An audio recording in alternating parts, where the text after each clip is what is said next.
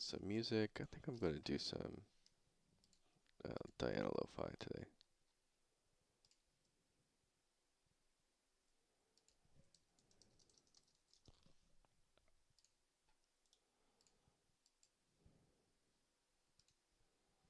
Put that on. Update the music.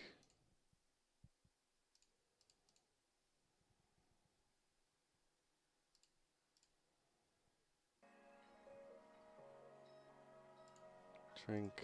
Okay, that's going.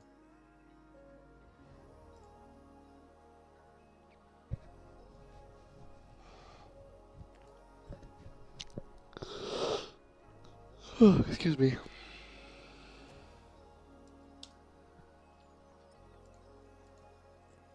All right. Ready.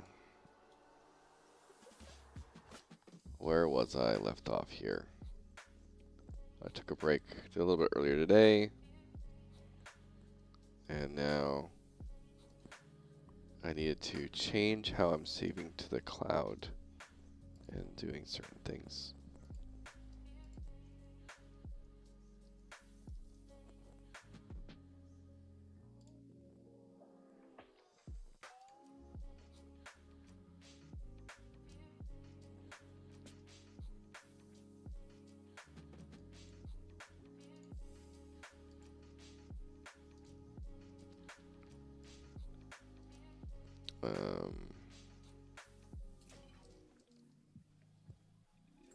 Alright, so the stuff to the cloud worked, I think. Except I don't want negative values.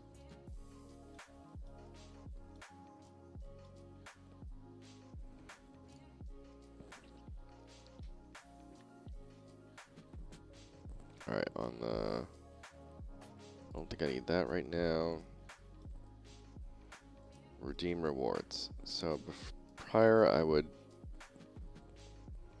update them all to number values.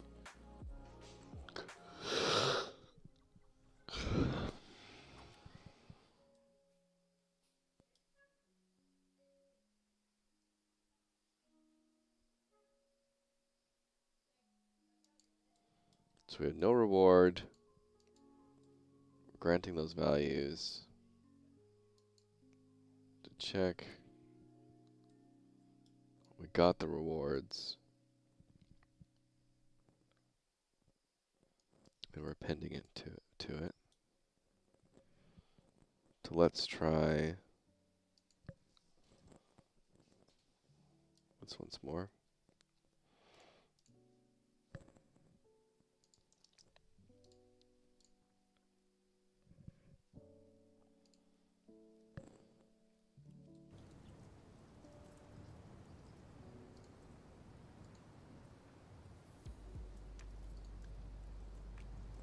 Okay, what did that update with?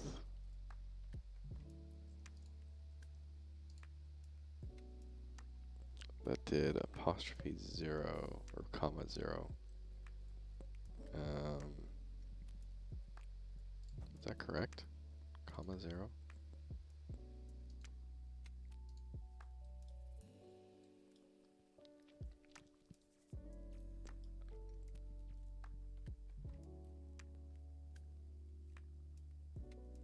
I think I'm supposed to do this.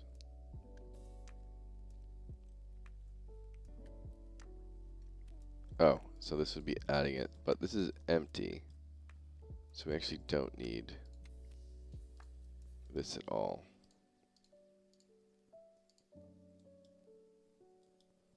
Because this whole section is, there's no rewards done, so we can just set it to the current value. But then, if it's not empty, come down here. This says, this probably won't even happen very much, but it's definitely just a fail-safe.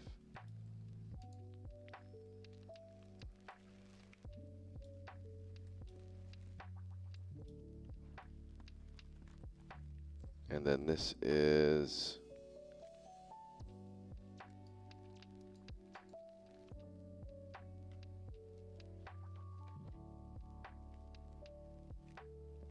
so I think I don't need this for loop anymore.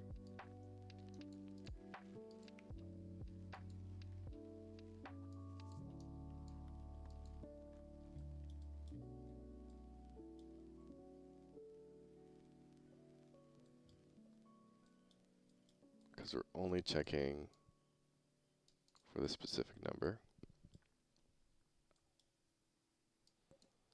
But this is actually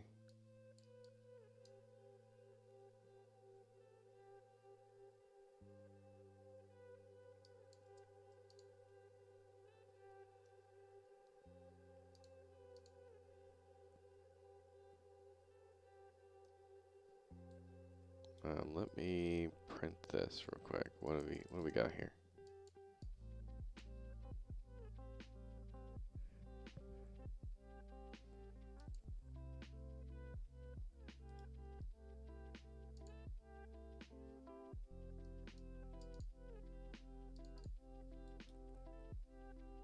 Redeem reward server.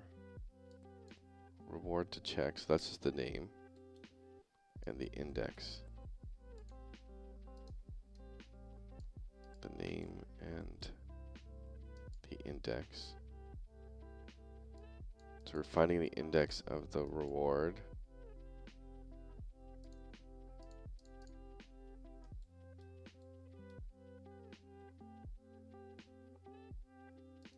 Okay, that's the actual reward, probably.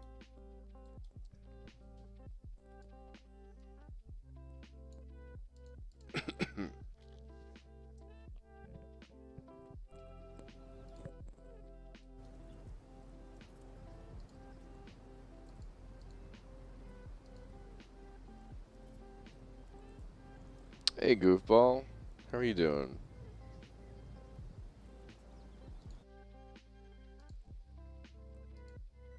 Yeah, I appreciate, yeah, unreal. Oh,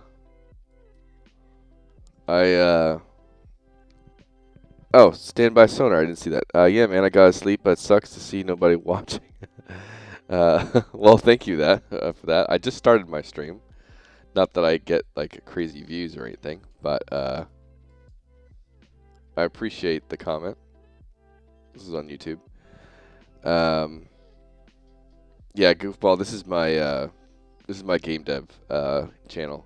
I have AP Shaco Jungle for my jungle or my League of Legends content.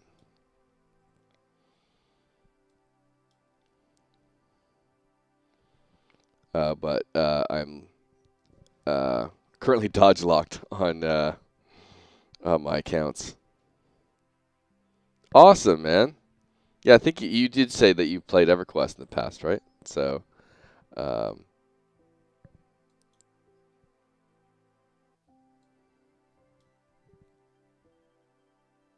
yeah, I'm really trying to stress test right now. It's really key. I get like a couple hundred people playing, especially for trying to update my trailer and stuff. Because my trailer, we'd made our trailer like in January of last year, and so it was a very, marketing-oriented trailer in some ways of just trying to info dump on what we're trying to do with it and our background. But now we need that 1-minute trailer that's a bit more for consumers and players, and that requires to really sell that trailer. I need a few hundred people, At least, well, I mean, I could probably get away with like 50 people walking around. It's still lively, but it would be really cool. Awesome. Yeah, like right now, the characters we have are all what's called Cinti Studios. And so, they're temporary assets. We have some stuff in the works. Excuse me, I'm going to sneeze.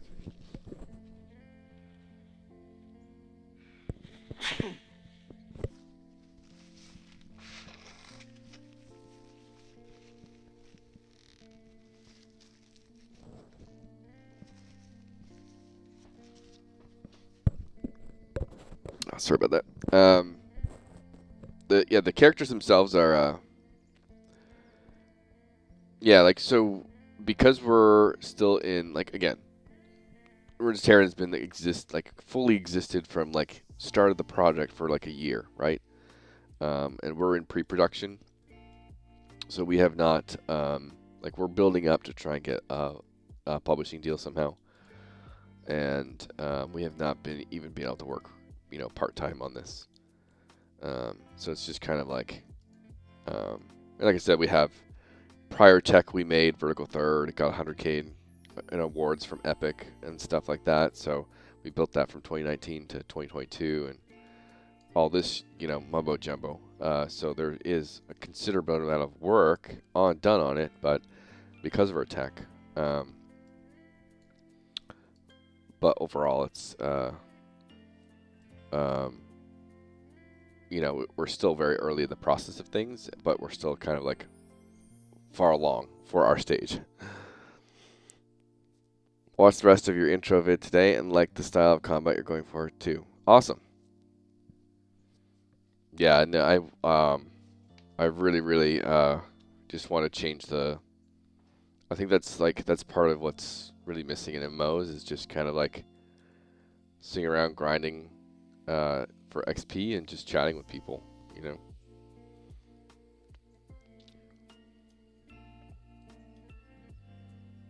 Alright, so this has got to be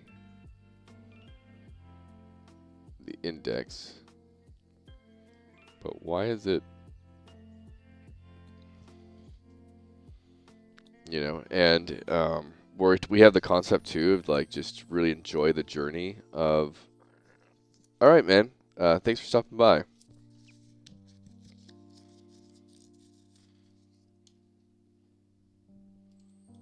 I think we are same rank in League. We'll have to duo sometime. I have 3 accounts because I OTP Shaco, and my lowest is Emerald 4. My highest is almost Emerald 1. In North America, at least. I'm assuming you're in North America.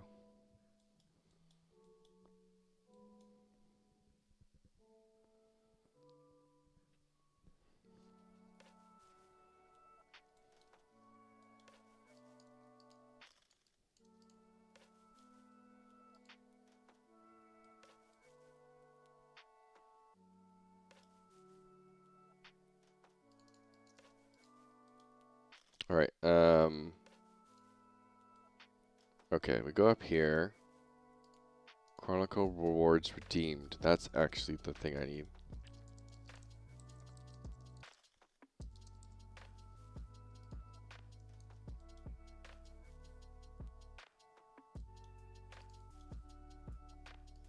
Okay, so we're going to, I think, parse this into an array.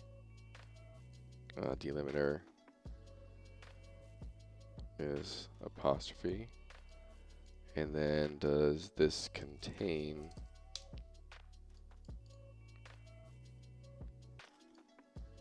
this?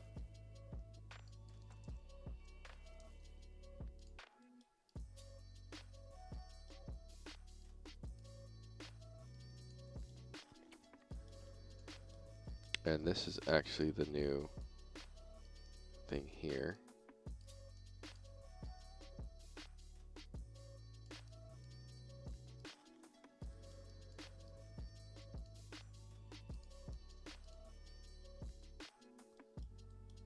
And then down here, so we don't have it,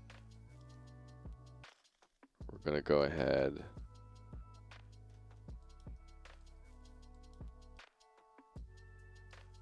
and just do this, I think.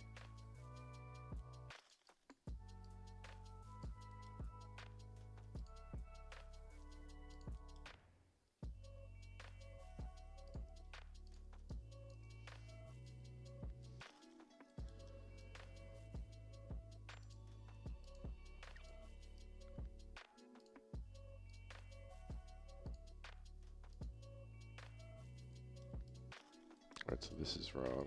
I think it's this, contains that.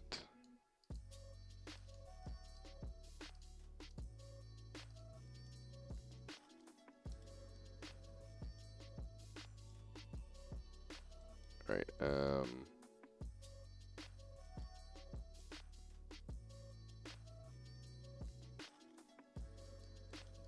I think that's it. That could be it.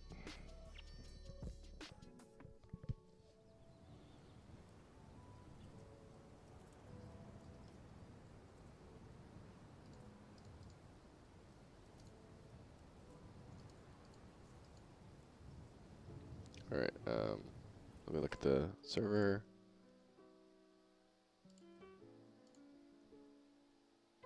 Rewards bear is at 1 right now. So if I do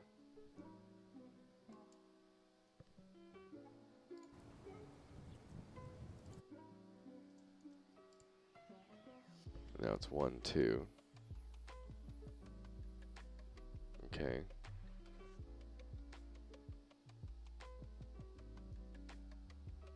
And then if I do that one,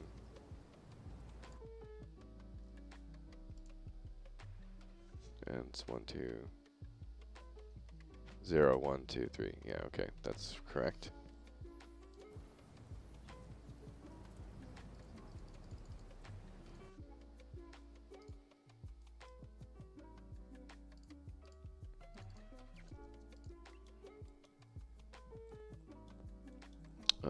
I think this one is not triggering properly. Maybe it's +1.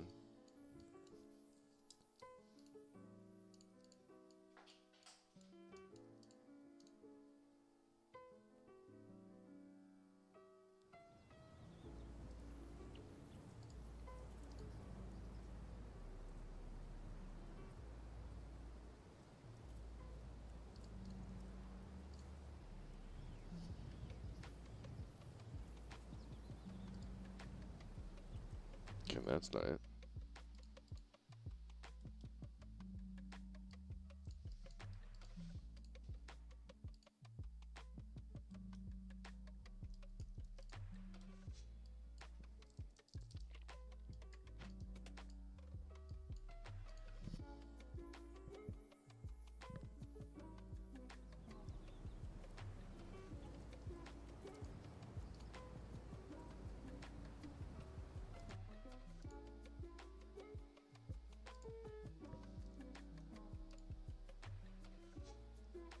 Oh, okay, it's adding it multiple times.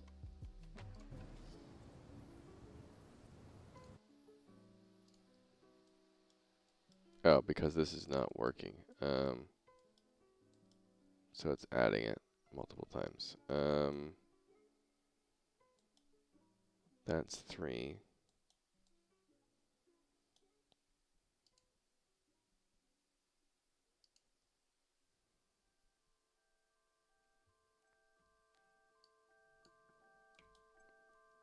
So is this showing up as false?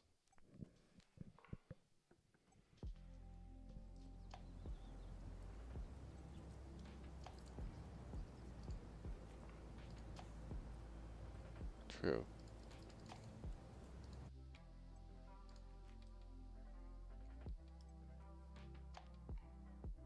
It's coming up as true. Why isn't that prompting me?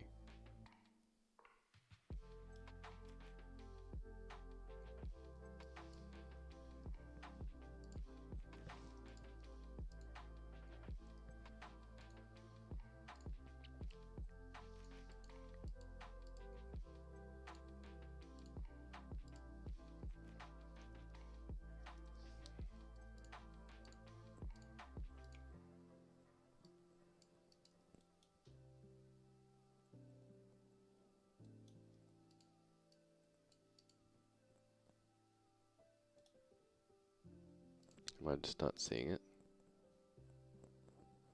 Oh, I probably am. I'm probably just not seeing it.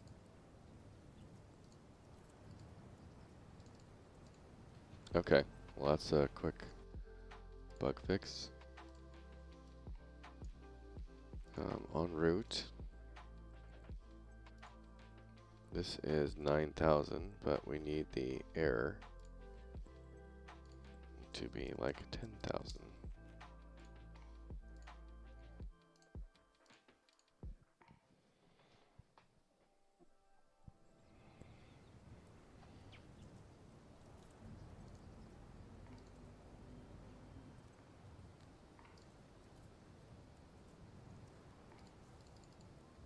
Yeah, there we go.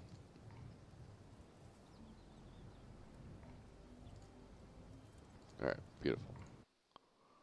That's working.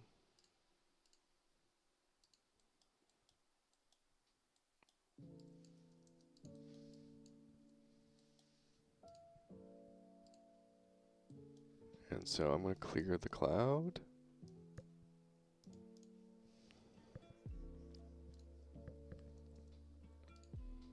And we're going to do, like, flip the order.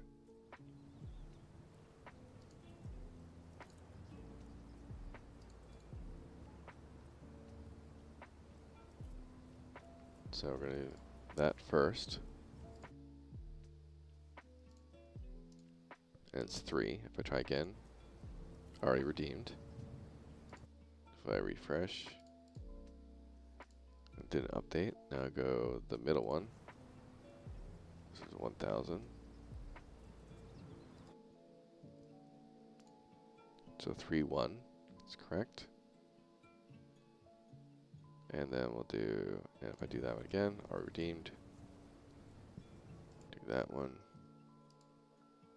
3-1-2, try again, already redeemed. Perfect.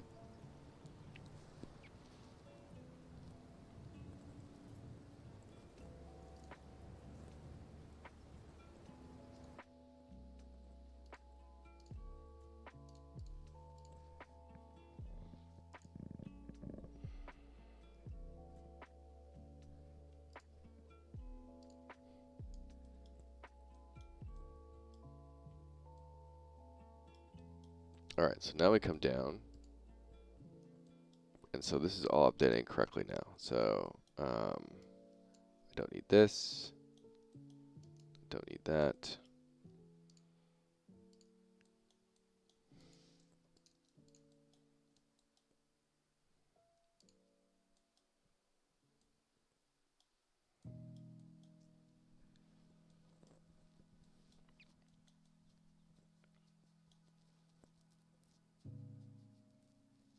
And this is working fine. And then I currently need to go to, I think it's over here. Because this needs to change now.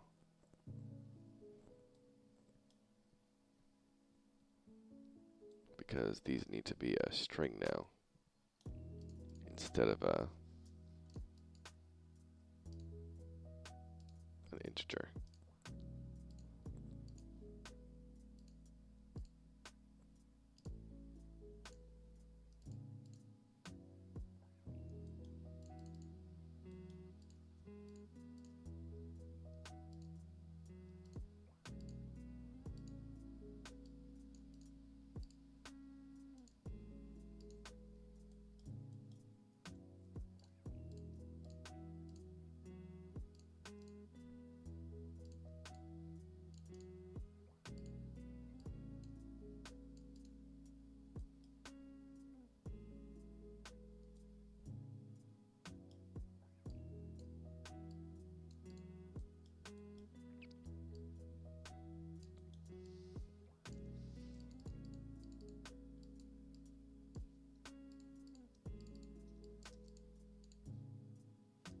All right.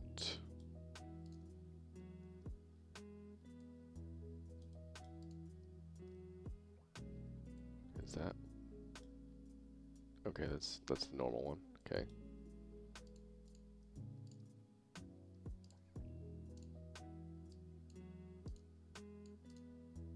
And then we gotta go to the interface.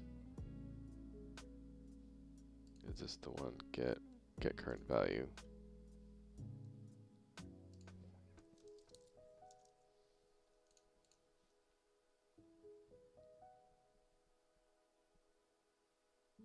Let's go to a string.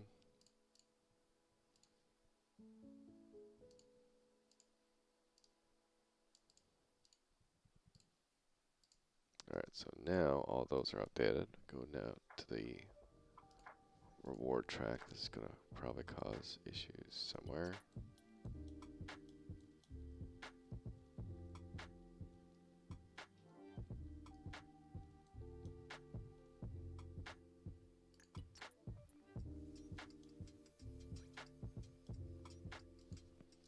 Okay, this one right here is now a string.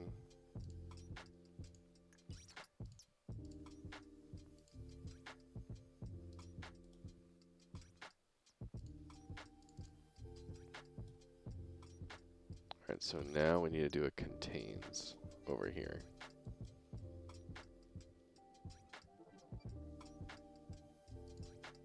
Instead of a greater than or whatever. Let's give myself some space. It's getting a little crowded.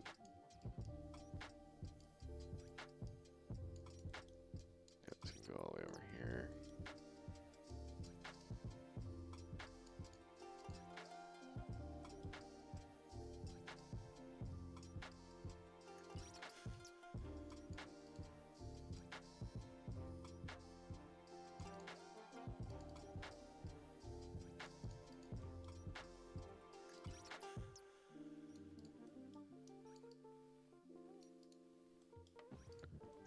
And okay, what now? A little more tidy up here.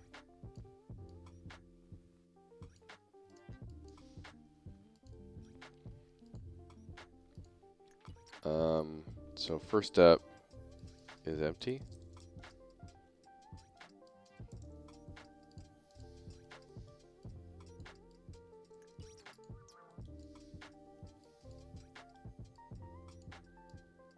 If that is true, the reward has not been redeemed. If it is false,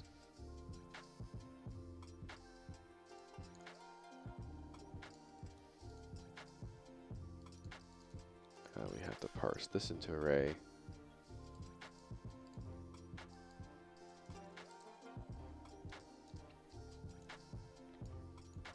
The delimiter, and then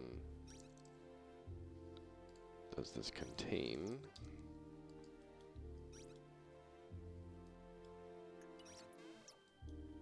the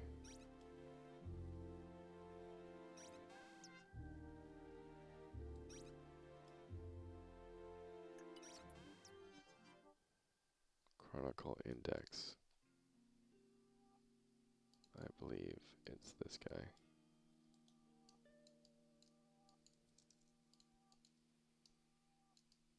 If it is true, we're setting this to complete. If it's false, actually by default this is false. So I don't even have to set this. Or actually I do, because it's a looping thing. This is not a function at the moment. Eventually it likely will, but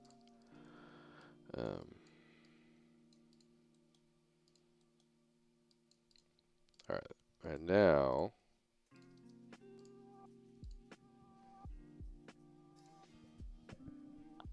I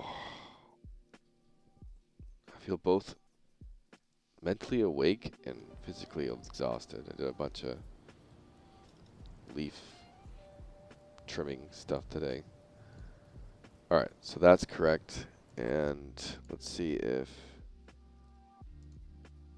Alright, so it's not entirely correct. Let's see what's going on. So...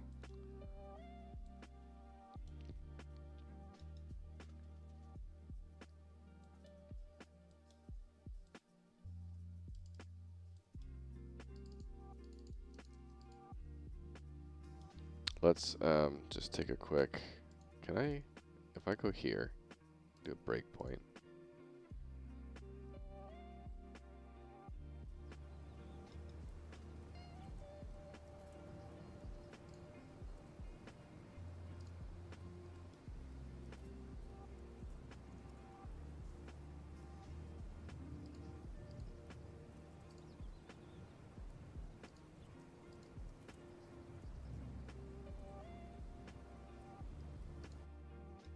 That's not very helpful.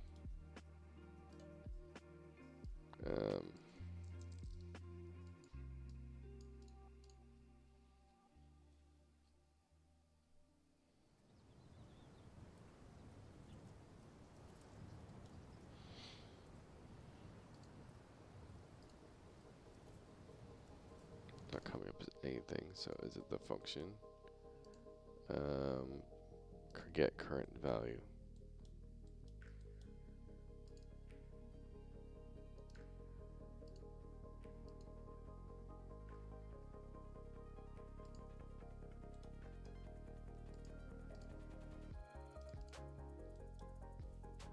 Ah, there we go.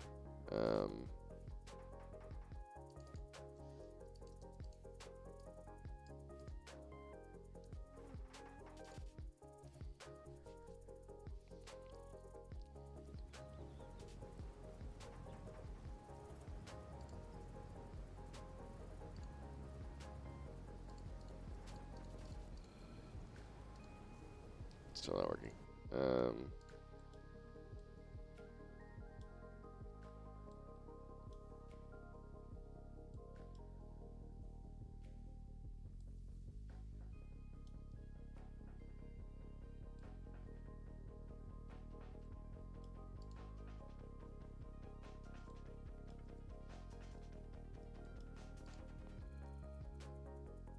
Oh, this is if it's empty, we do actually don't want to do anything there.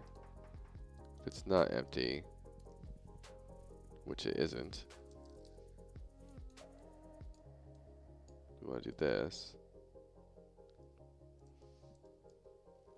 There's probably just some broken piece of code here. 312. Does that sound like correct? That was correct.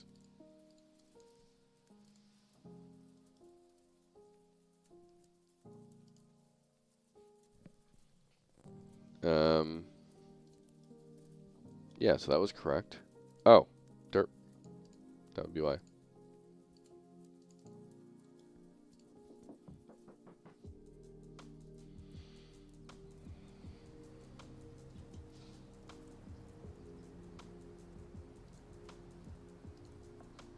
Beautiful.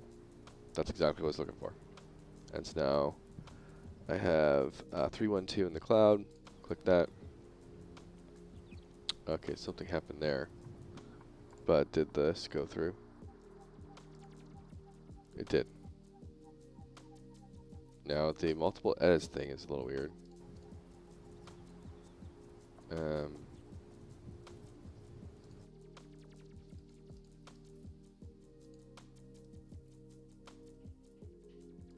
And I think I'll go to this as well. Let's go down here.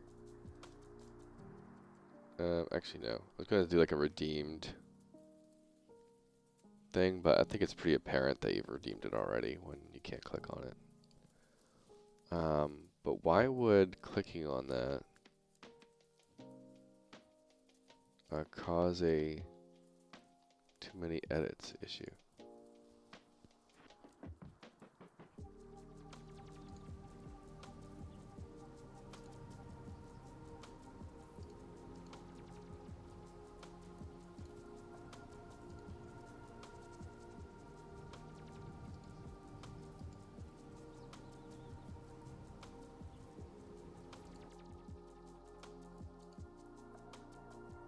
Alright, so number one. So when we click this, we also have to update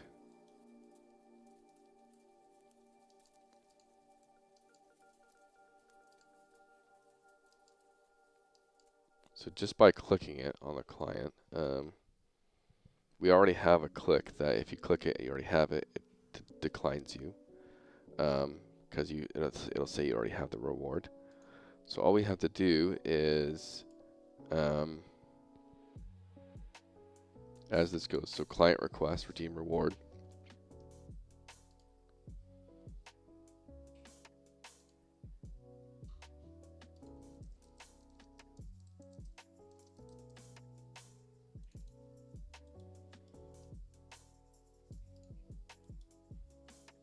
And the index, I believe we just update redeemed, I think.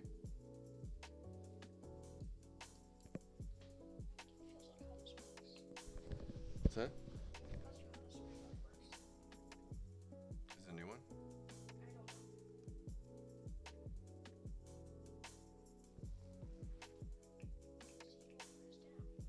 Usually it's like a safety lock. I think I've been trying to spin the top of it and it's not working.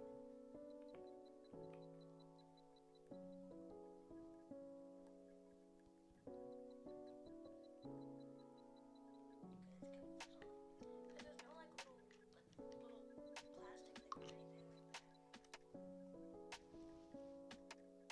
You speak Japanese? Not really, no. It's just like, oh, boost power to put the electric pop top or something like that. But it kept spinning and it didn't do anything.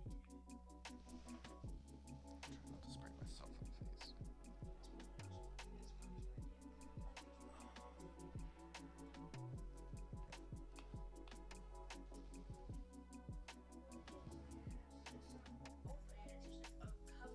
See? Sometimes these have a pin, like a little needle at the end. Otherwise, you're gonna have to take a snap to the bottom. It's like some things have like a needle at the very end, and then you like have to like poke it, but I don't think that's the case. Yeah, because it was on there. Yeah, this is just a lock, so, or maybe. No, because you know how those like the potato ones we had have the little pin they put in it, so you don't like spray everywhere and stuff like that. It's just like that. It's like I smell it. I know, right? Like it's not spraying. I don't know if like the bottle's broken or something. It's possible. Like there was another one that was similar to it.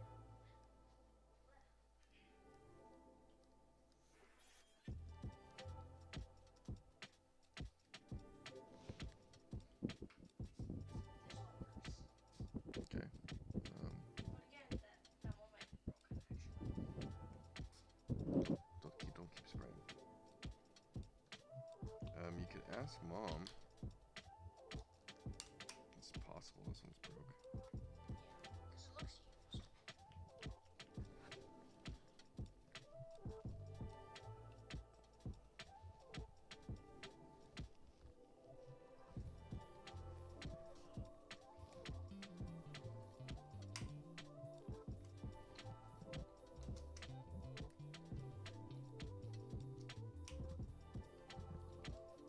And if it is, I have just big holes laying around. I can just replace it with.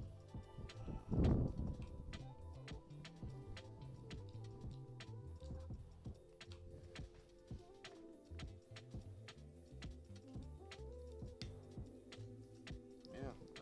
Ask Mom. She knows the trick. She might know that brand and know what they do.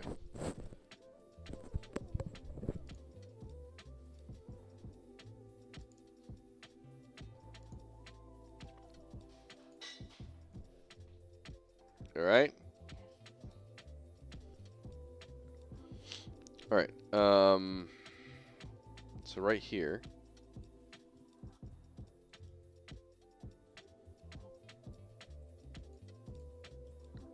We're gonna get redeemed.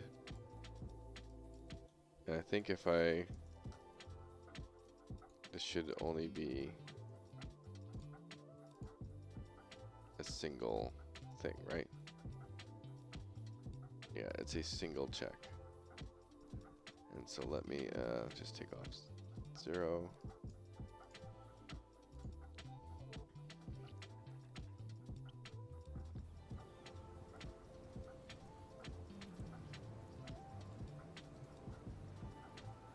And then I click this. It's bare.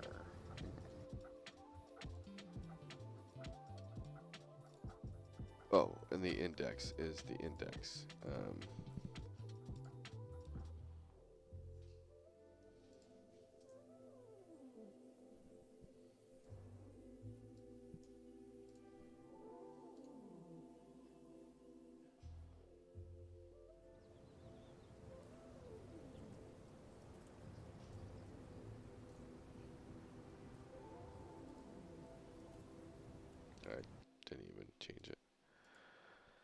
Drink.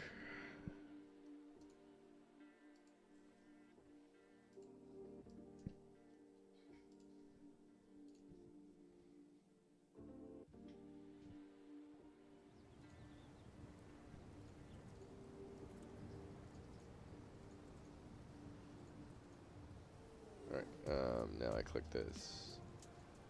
It's 0. Okay. So I need to do a contains. Does this contain this?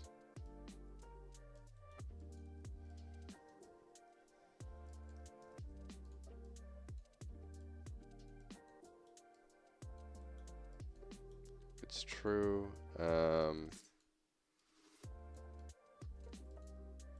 we go ahead and do nothing. If it's not, we're going to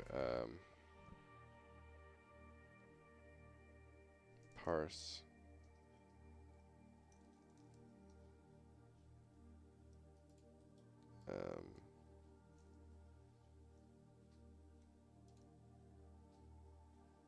oh, just add.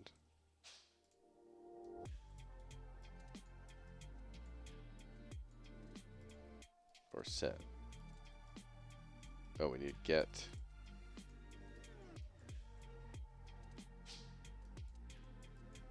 We need to rewards redeemed.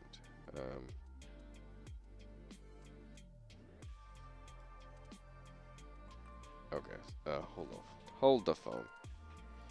I need where is it?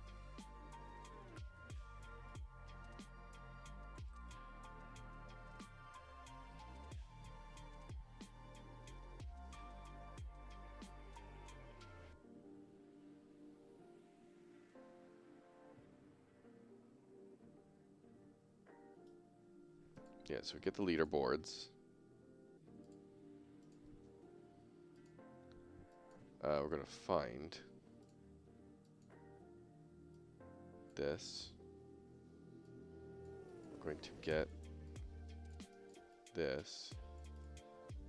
I'm going to parse that into an array with a delimiter. Or actually, no, we don't even need to do that. We're going to set the array element.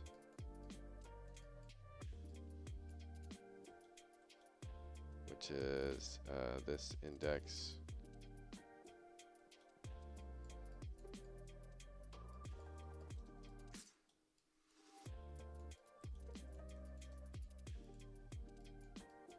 We're getting it first.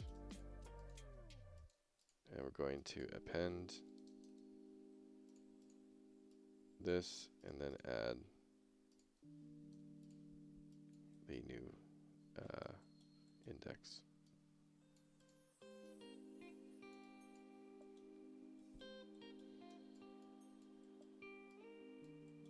I think that'll do it.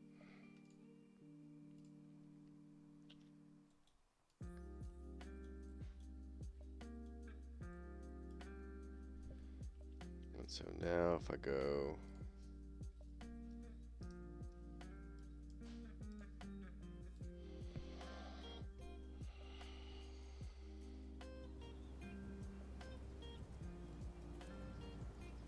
to bear, yeah, so we have these two down. So now if I click one, it grants it, and if I click on and off, it did not do it.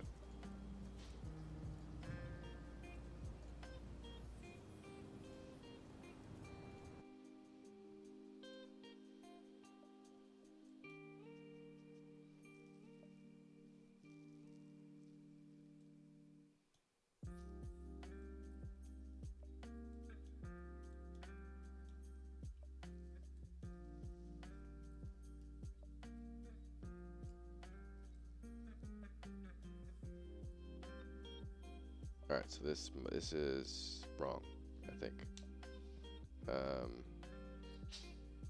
We're getting this and contains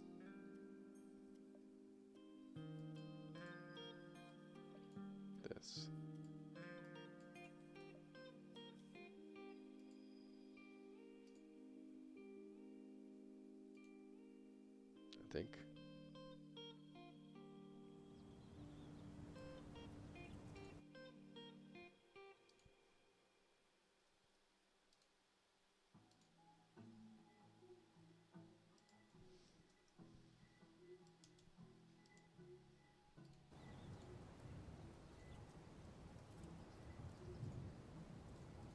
Okay, so if I click that,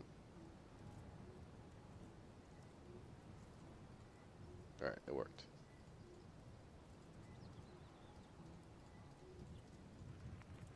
But now I need to make sure it updates as you click it as well.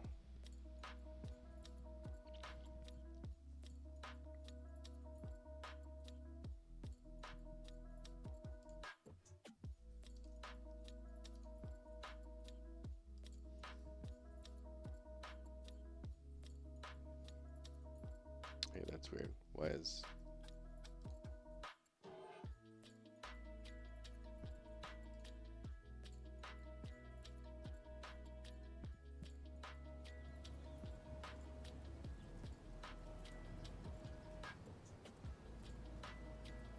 Okay, that's correct then. Alright. So that's fine.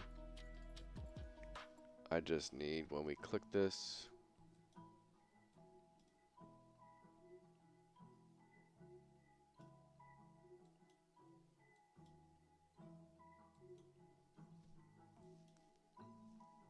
we're just going to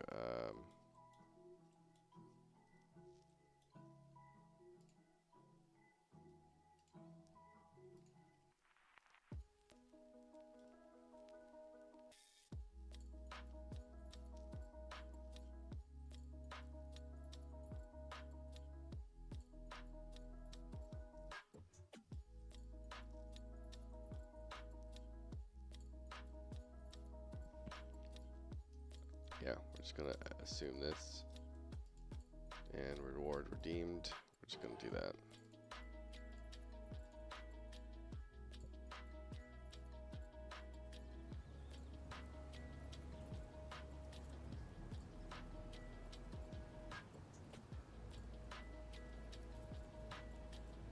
Bada bing, bada boom.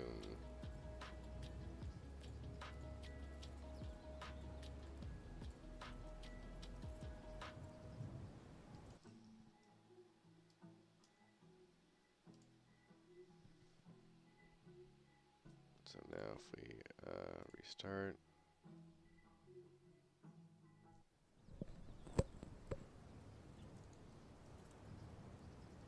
click bear, we have all these things available to us. We click that, boom, reward granted. And still shows, boom, reward granted. That's like a throttling issue. I'll have to figure that out later.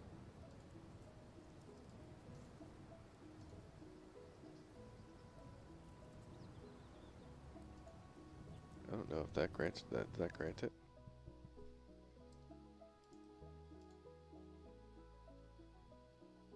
For some reason that one didn't work. That one didn't either.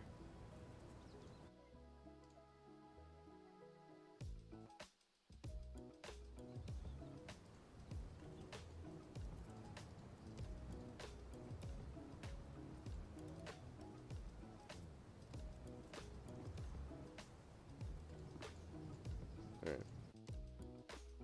I mean, in the worst case scenario, it's a relog issue, so it's not like game breaking if it doesn't do it.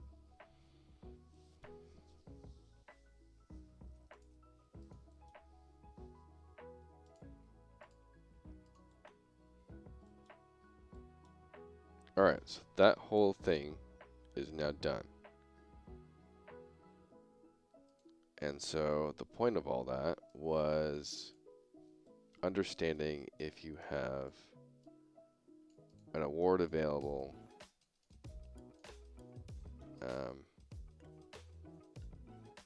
to redeem.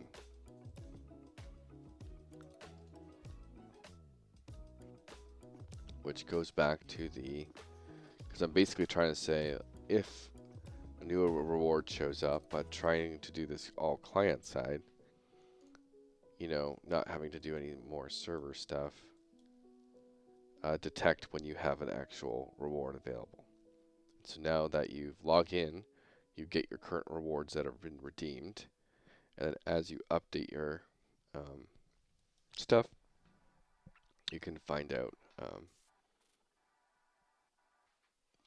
we'll have a way to prompt the player that, hey, this reward is available. So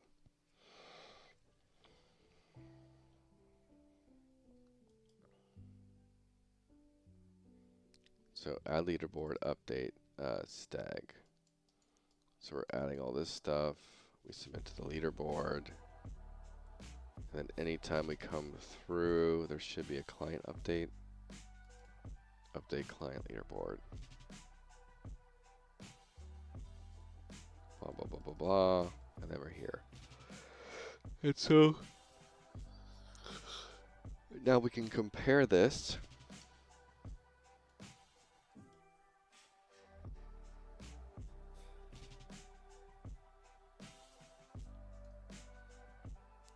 with rewards redeemed.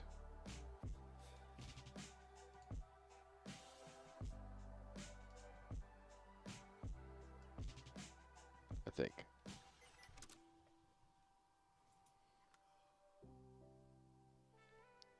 Alright, so let me think. So we have the current values.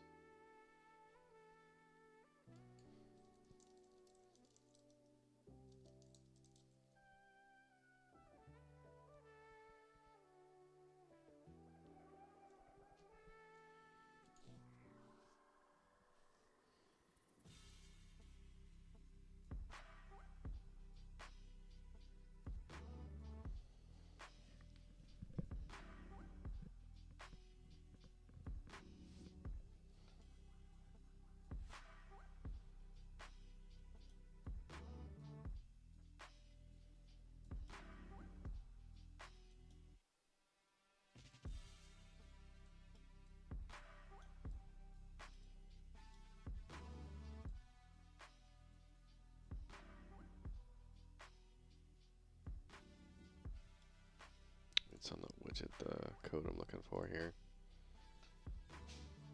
Okay, I can get rid of that. Double check for print strings. Alright, this is kind of what I want.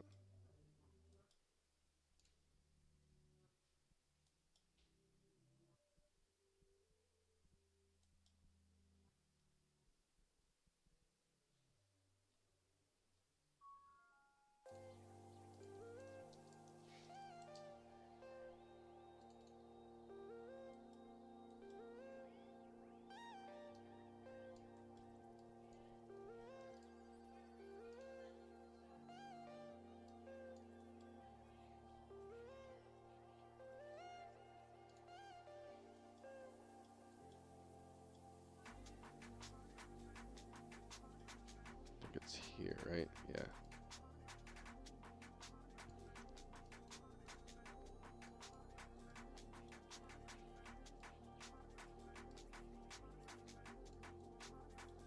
Alright, so we do this.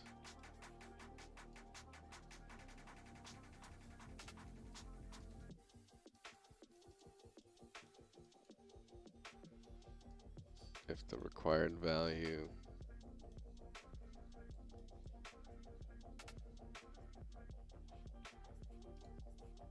get table due to row names.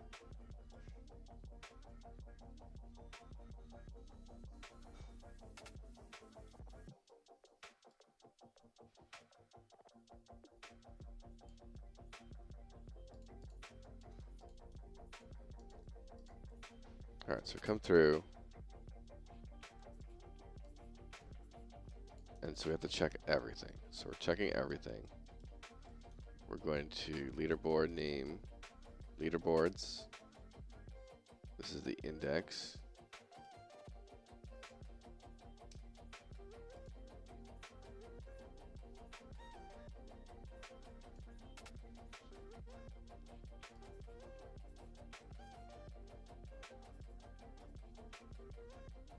to the index of this.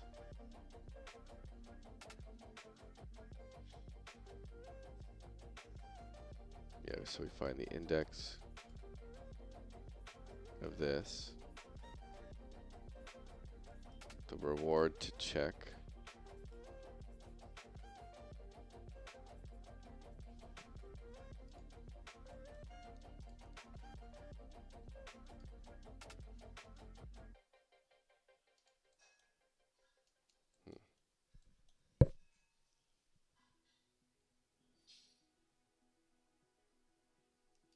yeah, I think that's right.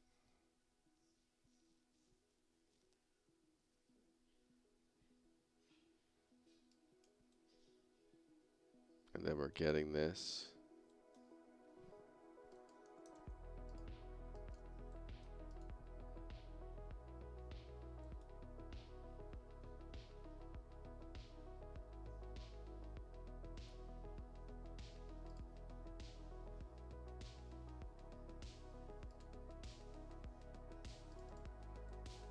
That's not what I want.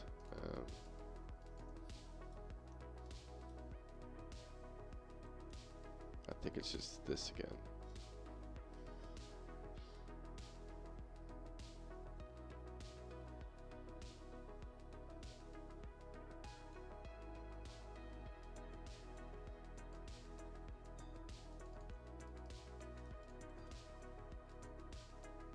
Okay, so this is the leaderboard.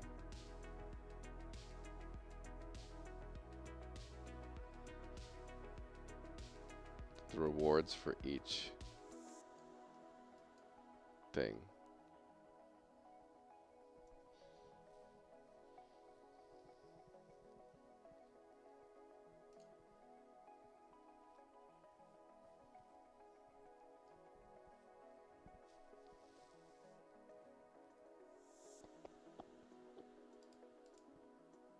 Why is that showing as an integer? That's not an integer. Okay, yeah. It's a data table.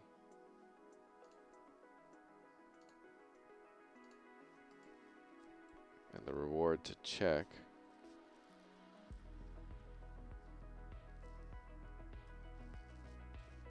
We need to do it for each.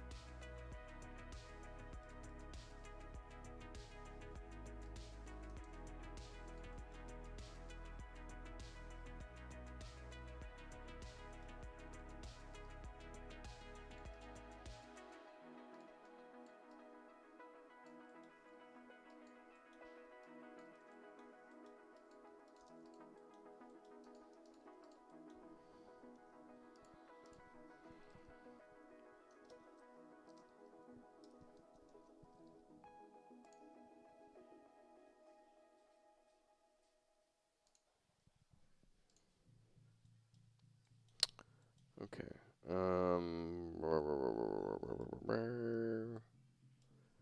So we're going through all of these. The required value is this value greater than this value. Seems like a lot of so this update happens, I guess, at most every 5 seconds. It's not terrible. It's like it's client-side code, so like whatever.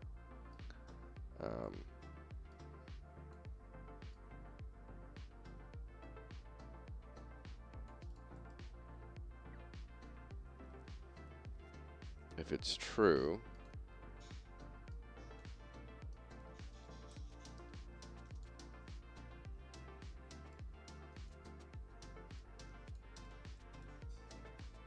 I'm gonna do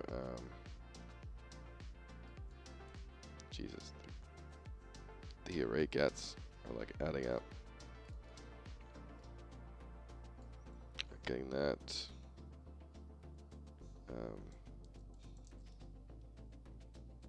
Does this contain this index?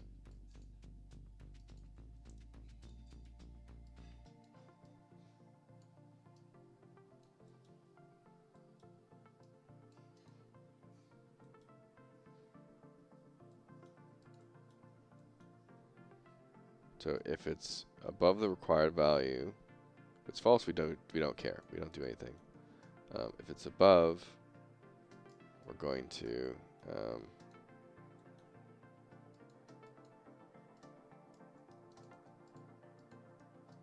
see if we've already redeemed it.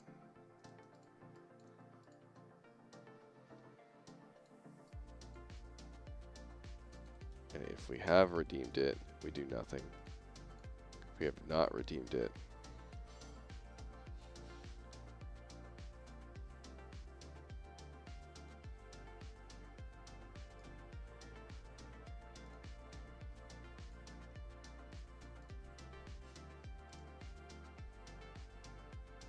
now this is where we call the reward available.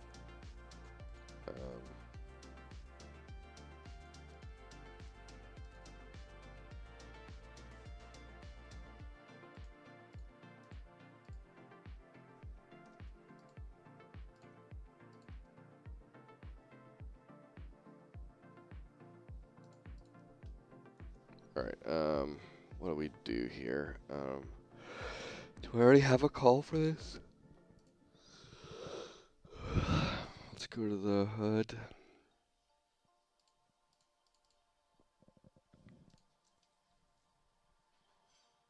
Okay, yeah, I do. So now we just get the HUD and do a reward available.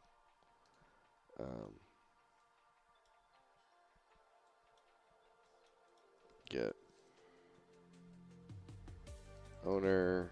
This is a whole long list of things. Get owner again. Cast player controller. And then get HUD. Reward available.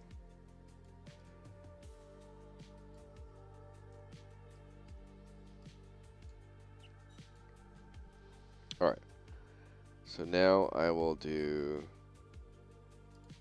let's clear out all the, I guess I'll just do that. Let's see if it updates right away.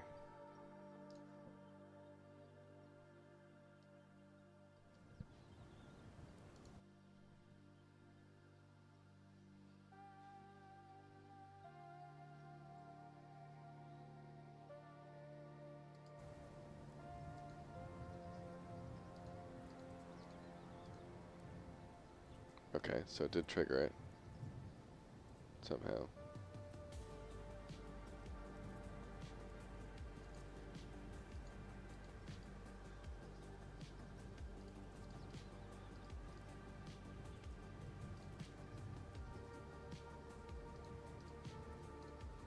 I'm just going to go through all these.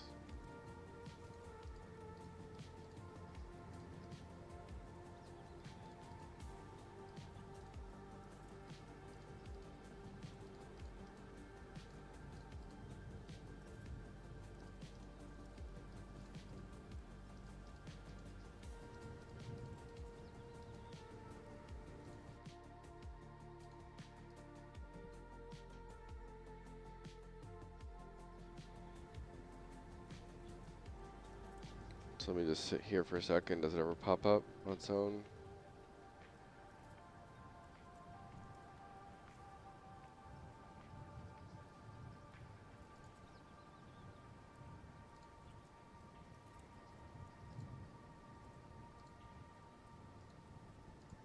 Okay, so right now, double check.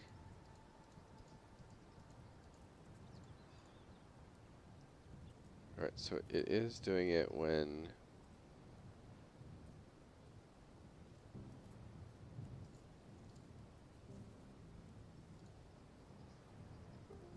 so as soon as I click on a category, it does it. So I click this category, and then this, and it doesn't.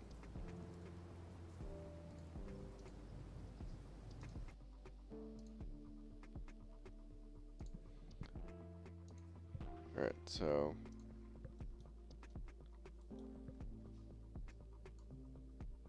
let me figure out when is this being called.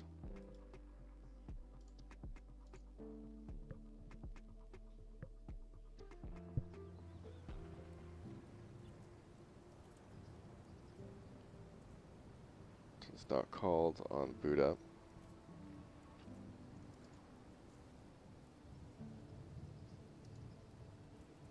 It's called when I do that.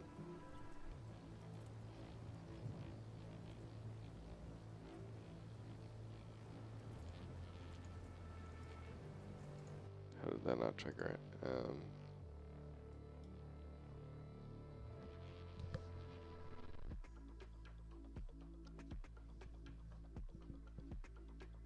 It must be being called somewhere else as well.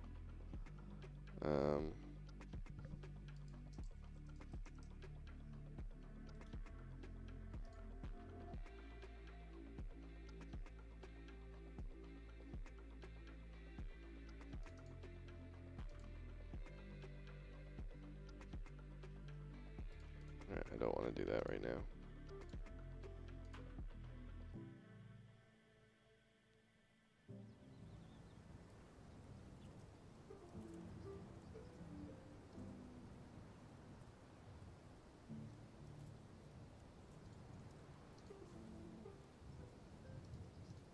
Okay.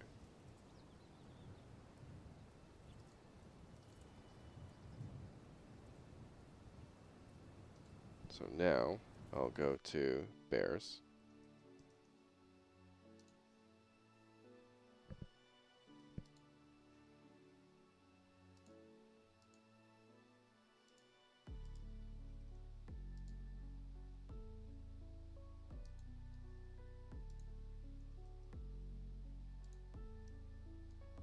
And clear my rewards.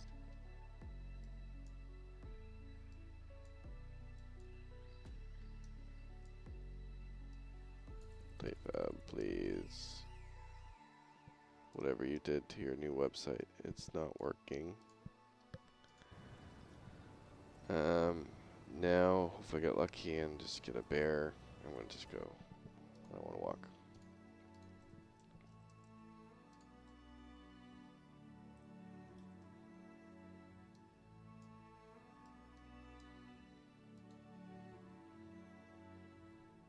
So hopefully if I kill a bear, it should up. I should get this blinking reward available thing.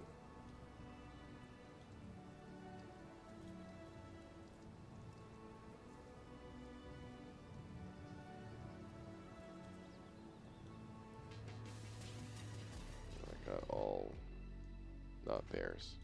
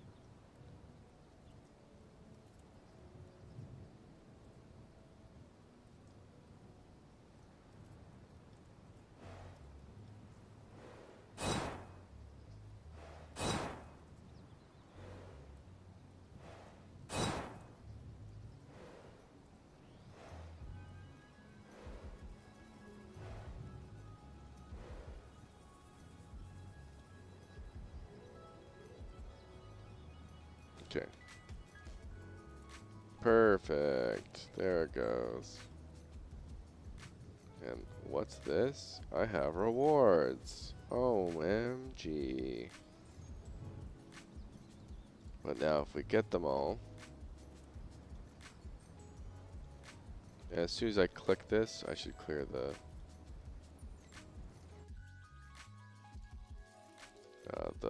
pop-up.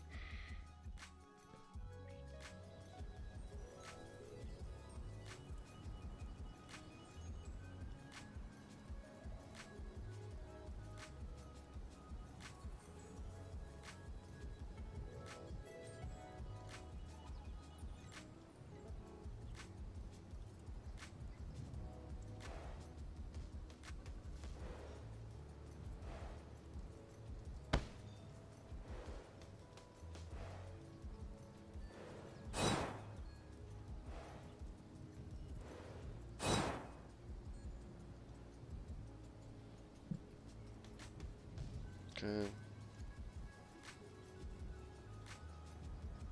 Oh, it's doing that because I have other rewards available elsewhere.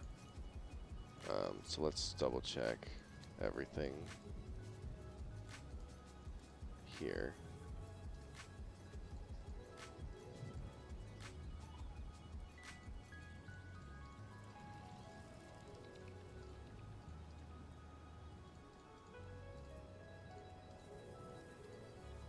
Of course, I goofed.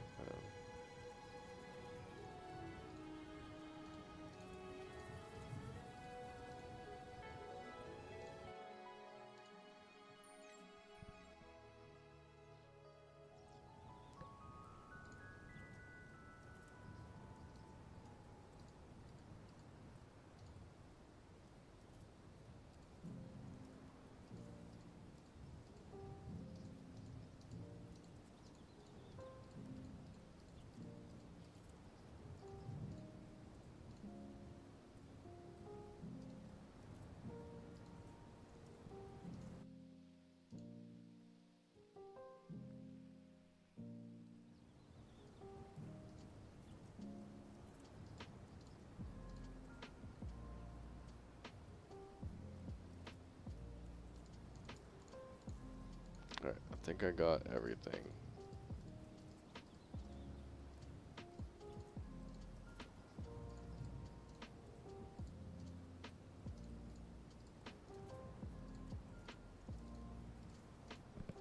Alright, so now, if I do this, do anything, it should not start glowing.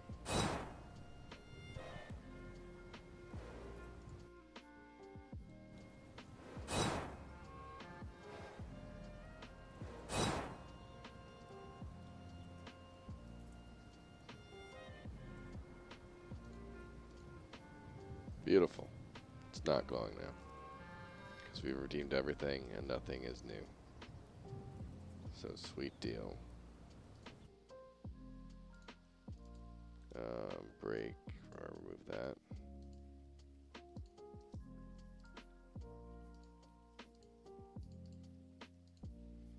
And let's change our layout slightly here. So the registry, I'm gonna move this to like negative 100, 150 maybe.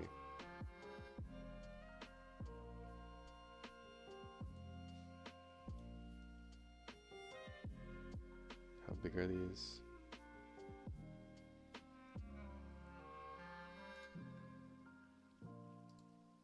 They're 50, okay.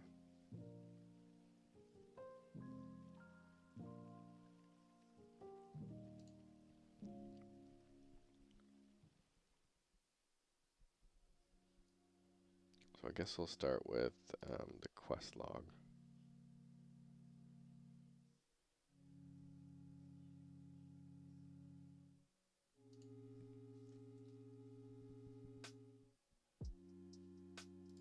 I think crafting is going to be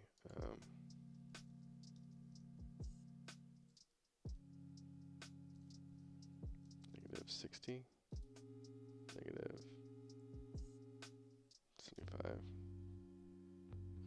Hello, chickens. How are you doing?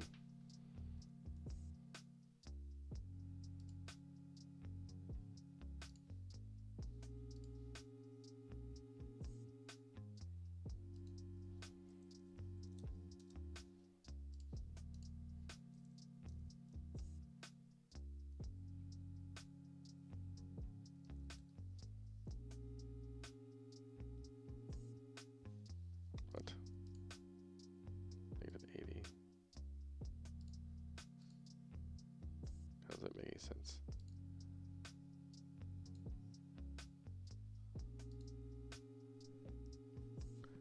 So I am building an indie MMO, and it's called Ruins of Tearyn.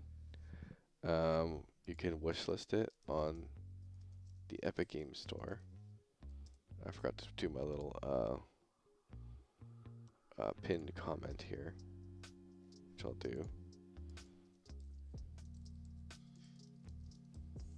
to find out a bit more about it.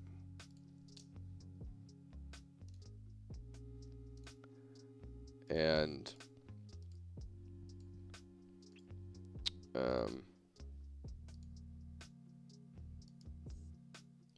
so right now, no. I have a valid reason for it. If you go on my channel, I'll link the video too, just for sake of linking it. But I actually do have a valid reason why, but I do explain it through a video because this question constantly comes up.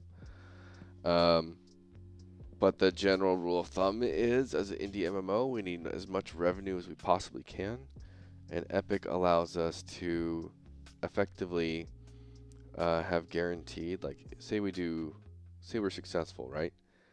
We get to keep $1 million, our first $1 million every year.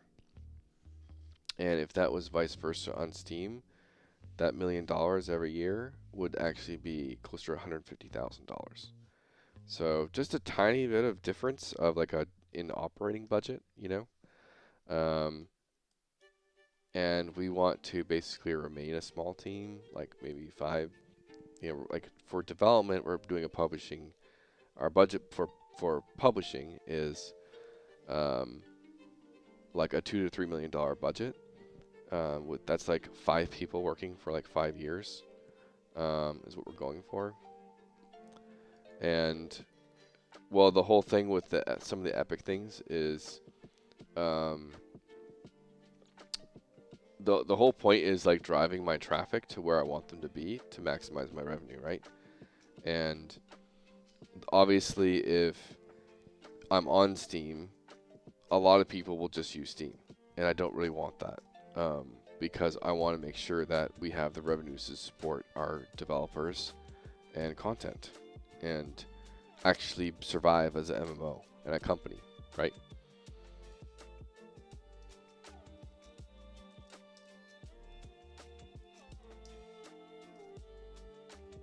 I don't know why this is so different. So, okay, 75, 80, so this would be 160.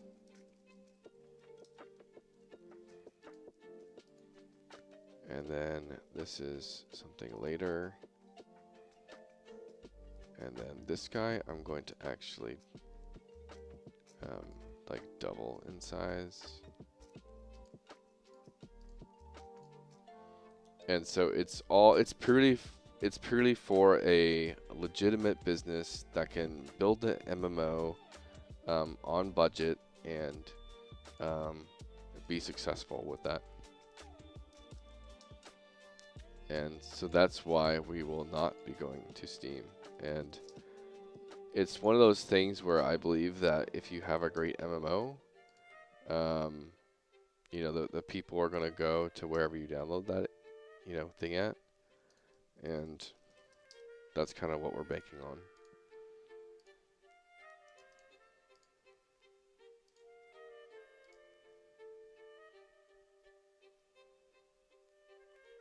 Alright, so yeah, I kind of want this registry to be big so people understand it's a big deal. Yeah, it's purely a business thing. It's purely trying to survive. Like, if you're unaware, games industry's in like a really shitty place right now. Constant layoffs from places, publishing, like budgets for publishing and such are like non-existent, um, and it's just a pure thing of, hey, I want to build a sustainable business for the future, that like this can be a potential like forever game we work on, you know. And I just don't want to and like having a actual revenue potential that can support, not only support our team, but grow our team, have profits on our team, on our people that are working on the game, so they feel motivated to do better and do good. All these factors come into play. Been waiting for this other MMO to come out, Apogea. Yeah, I've seen a little bit. That's like the one that's like Tibia, right? It's like Tibia-like ish thing, I believe. Yeah, I've been like I am like MMO fanatic, right? So I don't get to play them as much these days, but I am keeping up to date with. Like I watch Lazy Peon's, like some of his playthroughs of Apogea, and some of the other MMO content creators.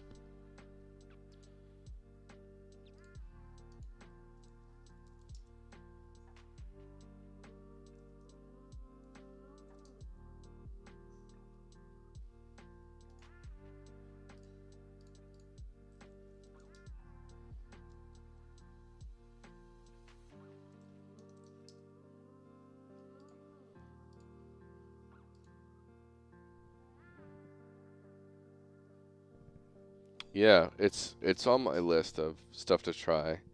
I'm just so like all my time goes to devs, and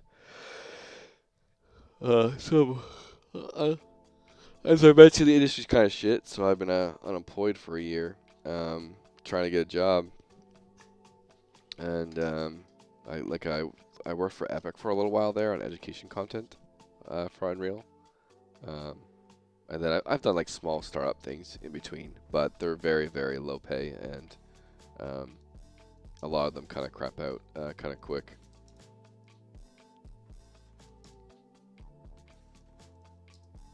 But that's kind of one of those things of.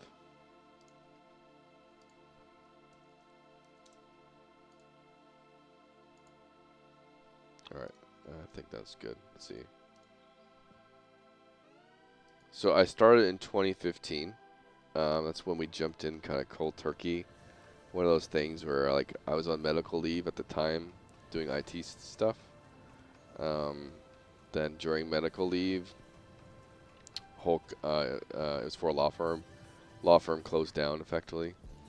Um, well, my office I was working at closed down while I was on medical leave, and then shortly after, the whole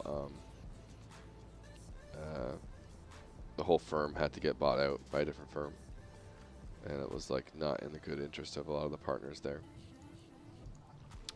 So that kind of sprung into, okay, we got a little bit of severance.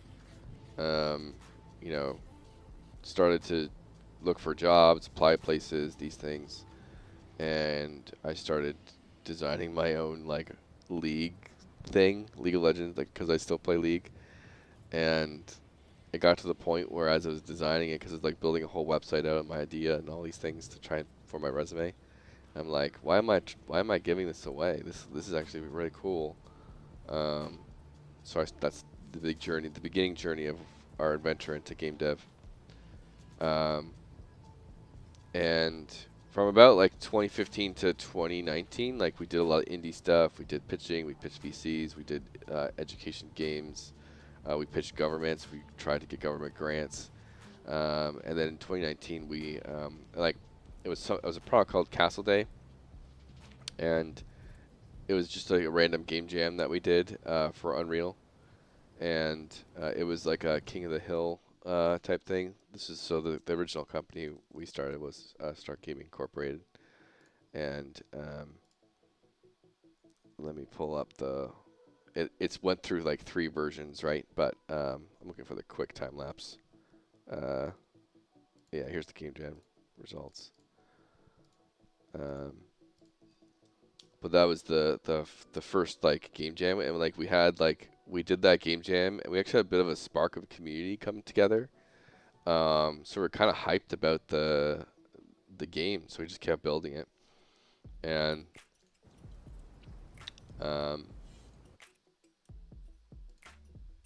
as we built it, you know, we needed more and more features, and as again 2-person team, we could only do so much, so we just started to work on tools. Those tools grew and grew, and then we found out that like we kind of fell into this idea of like indie game tech, and we started to build what became now Vertical Third, and we got epic mega grant for both Castle Day and Vertical Third. It was like 25K, so it's not a lot, but it helped us get a little bit of hardware and you know, keep the lights on type thing. You know, we live in California, so it's definitely not a lot of money in California. But it made us decide, do we want to keep building games or do we want to focus on tech? And so we chose tech, and that's when we built Vertical Third. And so doing Vertical Third from 2019 to 2022, we got another mega grant for that one time for 75K. That one really allowed us both to get like fully decked out computers, and gave us like another good decent amount of runway to keep building. But you know, Vertical Third, unfortunately, it was a great. So we built Vertical Third in the future in mind to literally be an MMO, right? Like that's what we've always been building Vertical Third for. And we sure enough, we launched it in 2022, and it took 3 years to build. So that's like quest systems, combat, action systems, designer tools. It's optimized, you know, all the multiplayer replication stuff. Like it's got like a massive amount of stuff in it. And I don't know how much of a game dev you are, but I have a whole video and like kind of breaks down like what we've done. And so that's my big game architecture video, and that's like a lot of my lessons learned from building Vertical Third. And so even though we only started Ruins of Tearyn last year, we have 3 years of like tools and systems already built for Ruins of Tearyn. Justra, hello Justra, I see you again. And he said, I applied once and they denied it, so I gave up. Yeah, I have a whole folder of, denies. You probably get like a 5% actual email back when you get denied, and I still have like a few hundred emails of denials, and so I probably applied for, over 1,000 jobs at this point. Yeah, I do zero game dev. I just work with a bunch of people make games. Cool. Well, I appreciate that.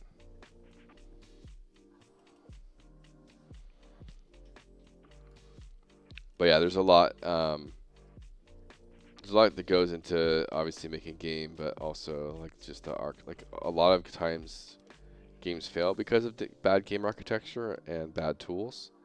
That's a huge reason why games fail. Either fail to launch, like you look at Anthem that launched, and the performance and stuff was terrible. New World itself had to use Lumberyard, and that cost it like a lot of issues. So us using our own tech for Vertical Third is like really shortening our time for what we need to create and things. Alright, I'm just doing one more test here.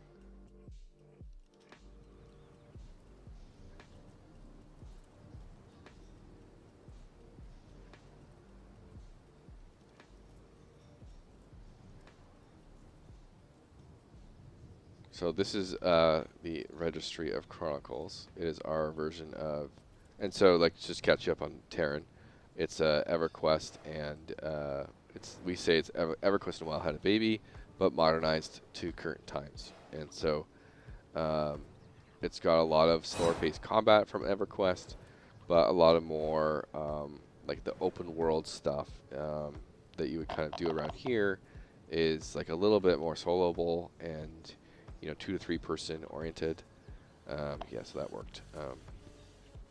Now the animation on that is wildly too big. I think I might just do a gold border or something. Where is it? Book of Chronicles. So,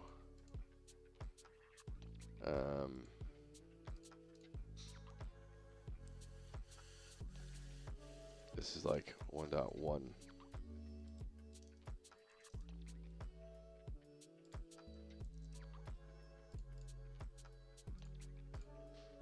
And even like too flashy, it's gonna piss people off, but not flashy enough. And there's a chance people might want to. Oh, I have to go to the cloud.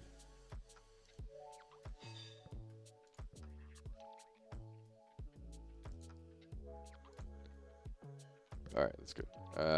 Yeah, so it's a a cross between WoW and EverQuest, effectively, but we like a lot of the kind of modernized features, like a lot of the EverQuest kind of crowd, like they're very hardcore and like no maps and like really slow regen and things, where we still have out of combat regen. Are just some of the differences for us in our kind of like philosophy of game design. So, but we are very focused on the couple of things we want to solve with combat is slowing down combat dramatically and having your auto attack making you think more during combat instead of just button mashing. And so you have your combo points. Everyone's going to have combo points right here, these little spheres. And as you basically okay, that's cool. I might add something to that, but and so your auto attack increases, like rotates your combo points, and your abilities will use your combo points. So it's kind of like a spender generator system, and your abilities will actually change based on how many combo points you have. And so if you have 3, obviously the more combo points you have, the more powerful the ability could be, or it might not. And in some cases, it might not be more powerful, but it'll change the effect of it. And so I give the example of a fireball. A 1 combo fireball will just be a direct damage. A 2-point combo will have direct damage and a dot, and a 3-point fireball will have an area effect damage and an area effect dot. And so, but in EverQuest fashion and old school fashion, there might be things that are mesmerized or crowd controlled that you don't want to apply damage to. So if you use an area effect in that time, it might not be the best decision. And so you need to think about your abilities before you use them, type thing. Now that did stop. Did I want it to stop? I don't know. Did it stop after looping? And so it's trying to prevent like slow-paced combat. We want you to be able to talk and chat while you do combat. We want you to have a reason to auto attack, and then when you're ready to use the spell properly, that's when you use the spell. Like using your spells at the right moment and right time versus just button mashing. And button mashing and like AoE grinding is 2 things that we don't want. Yeah, I can't stand the new meta, and like this hit me really hard in New World. And I played, I played New World very on and off. I didn't really get, like, I got to max level and stuff, but and I got some gear here and there. But what really put me off at the very end, I was starting to like get back into New World, do some dungeons and stuff, and it was insane that the new meta MMOs is to just pull everything in the room, even though it's designed to be like 5 pulls of monsters. Pull everything, use all your cooldowns, and just spell cleave or melee cleave everything. That's the new meta of MMOs, and it drives me wild because I play tank. I like to control pulls and like have aggro and stuff. And if I didn't go fast enough, mages and stuff will be running past me, pulling stuff and dying, and then getting mad that they die and they would leave the group. And it's just wild how much how crazy it is that the impatience of a dungeon. It made me not like dungeons, and it's kind of nuts to think that like I love doing dungeons and MMOs and just like teaming up, grouping up with people and going through the dungeon and executing as good as we can. And but when it's this go go go mentality, and it's either finish it in the riskiest way possible in 13 minutes, or we don't do it at all, or we quit, or whatever. We like, get super toxic when people die, or we could just do it in 17 to 20 minutes and no one dies and we do it flawlessly. Like it's literally crazy, like the ridiculousness of it, and yeah, honestly I think the new meta will be a lot of slower paced MMOs. Um, like when you look at that, yeah, they are more rewarding. And so none of our dungeons are going to be instanced off the bat. We might have some like in the future and things, but dungeons are they're not instant. So as you walk around and stuff, you'll meet people, and you have to go slow down in dungeons, right? You can't just grind everything, pull everything and grind it all. There's going to be respawn timers and things, and you're going to be waiting for respawns and things like that, and killing them on respawn.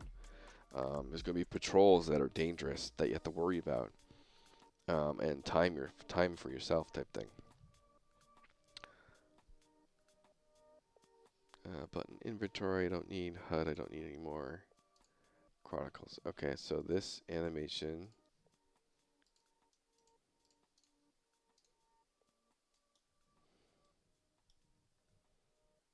Number of loops to play. Oh, I could just do that. I could just, every time it pops up, do 10 loops.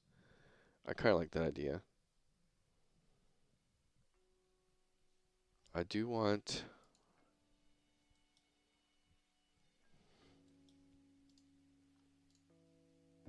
So let me do this.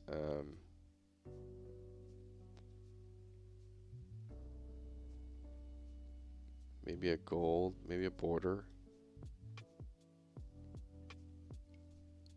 I like that idea of only doing like 5 loops. So it's like every time there's an update, it will kind of flash a little bit, but only 5 times. And so I like that.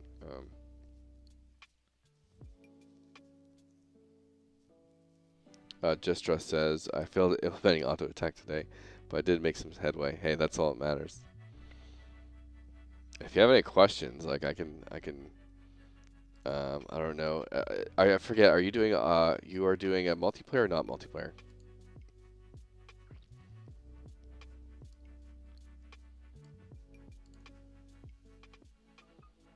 I don't even remember if you're doing Unreal or you're using something else.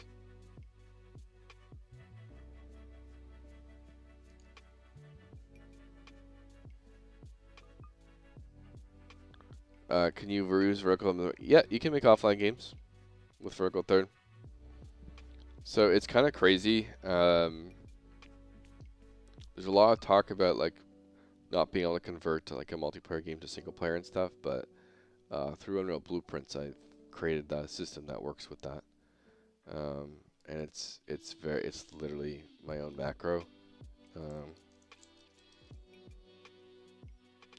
Just this one. And so if you open this up, it's literally just like it'll detect on like important things if it's a dedicated server. If it's not, it'll check if you're still a server, so that's if you're like a listen server or peer-to-peer. And if you're not, then you're a client. And so it can like I use this throughout vertical third, and it allows you to be very flexible between single player and non-single player. I'm doing a multiplayer. It's just the template I'm using has stun. The monsters were stunning me too much to test very efficiently. Okay.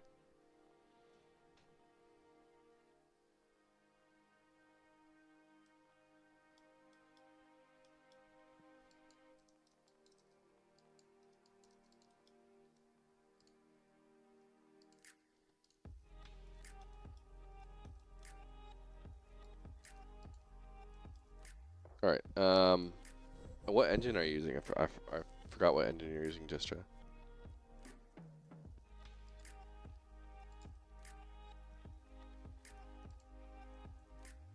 UE4. That's right. I still have. What is it? 23. I think it's 20.23 or .24 installed. Because actually, I've done some HTML5 games in the past. And I like to have that version hanging around if I ever wanted to do like a game jam that's, you know, web-based, you know, HTML5 based or whatever. Like I did this thing. This was one of our educational projects.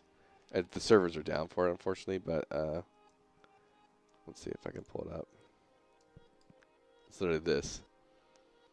And so, and this is done in Unreal at like the 4.23 or something. You know, I think it looks pretty good. That's a screenshot, but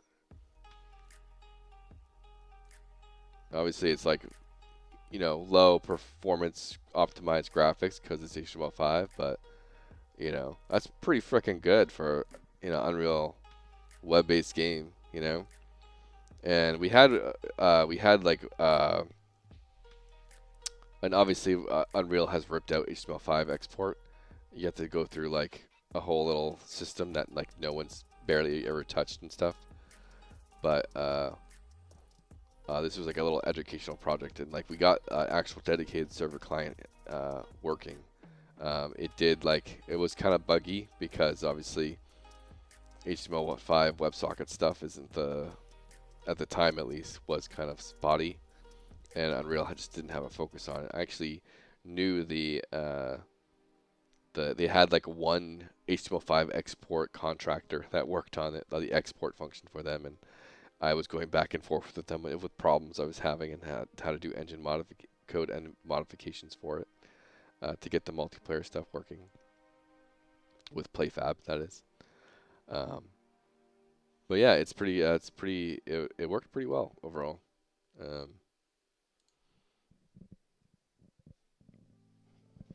But yeah, I still have Unreal 4 installed for that. Vertical Third actually started in Unreal 4. They took that long. It probably started like 4.18 or something. Whatever 2019 was. Actually 2018 because of Castle Day, technically.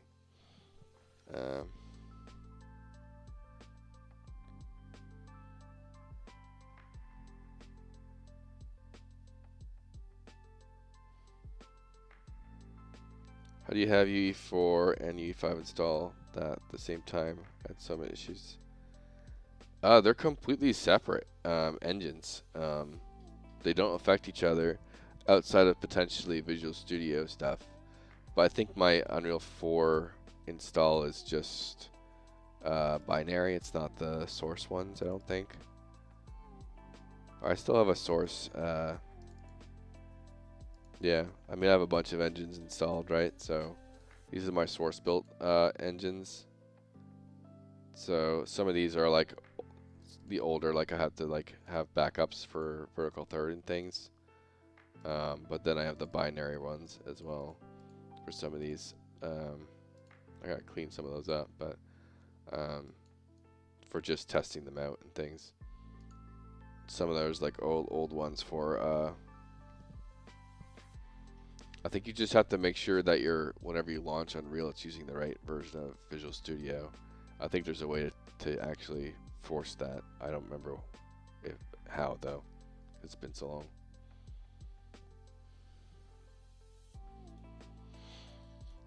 All right. Last little visual effect. I think I need a border. So image. image icon, image background, duplicate, image border.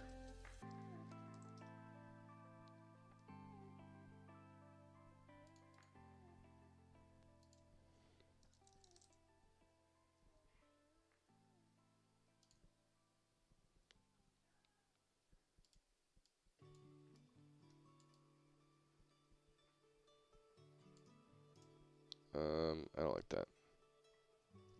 Let me go to Cinti.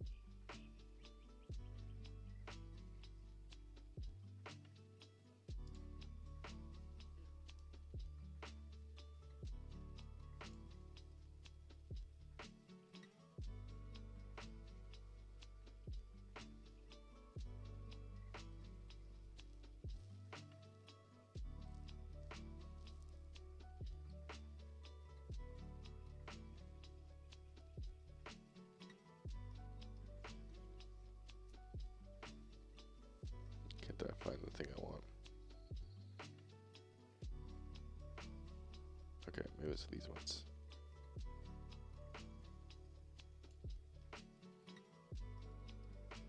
I think it's like this one, maybe.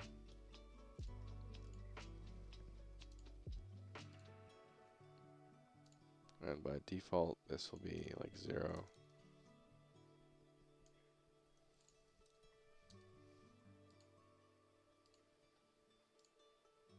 And then in here, we'll add the border.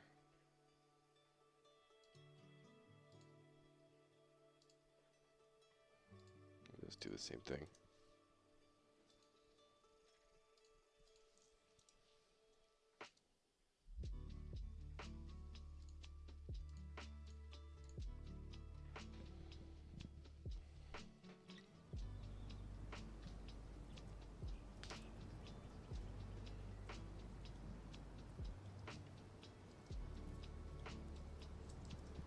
But yeah, and for anyone interested, at the end of the month, we're doing a playtest. I'm trying to make it a good one.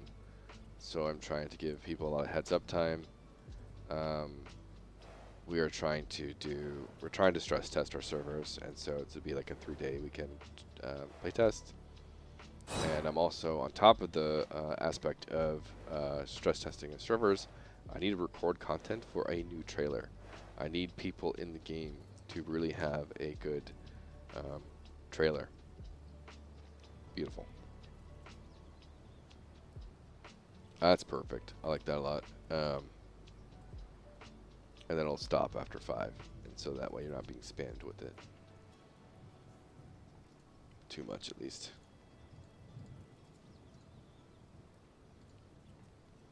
Alright, beautiful. That's what I wanted.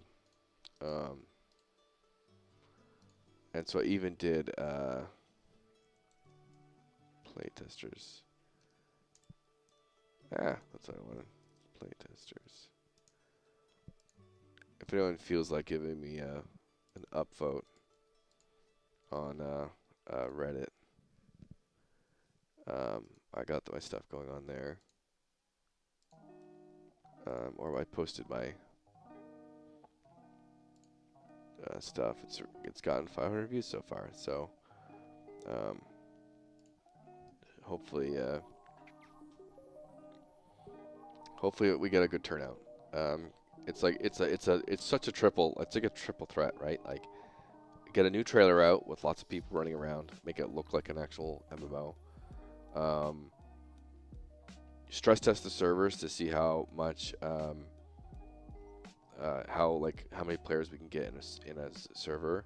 Like, the consensus is like, oh, Fortnite, one server, probably around 100 players, right? But so much of it depends on your tech and like how your systems work, and how well you optimize your replication. And so who knows? You know, if I get over 100, I'll be super happy. If I would love to, like, over time,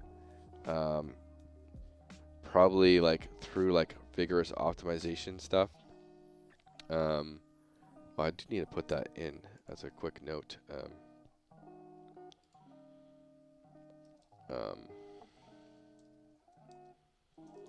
GM command to initiate a 5-second network replication profile. That's definitely something I need to get in there.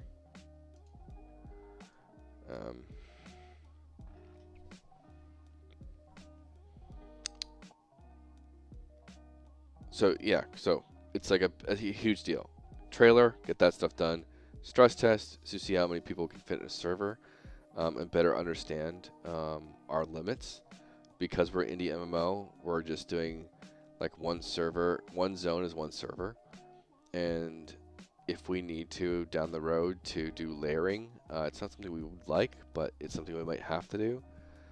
Layer servers, or do server layering, which is just, hey, there's like, 3 newbie zones open at a time, and you can pick and choose which one to go to, type thing.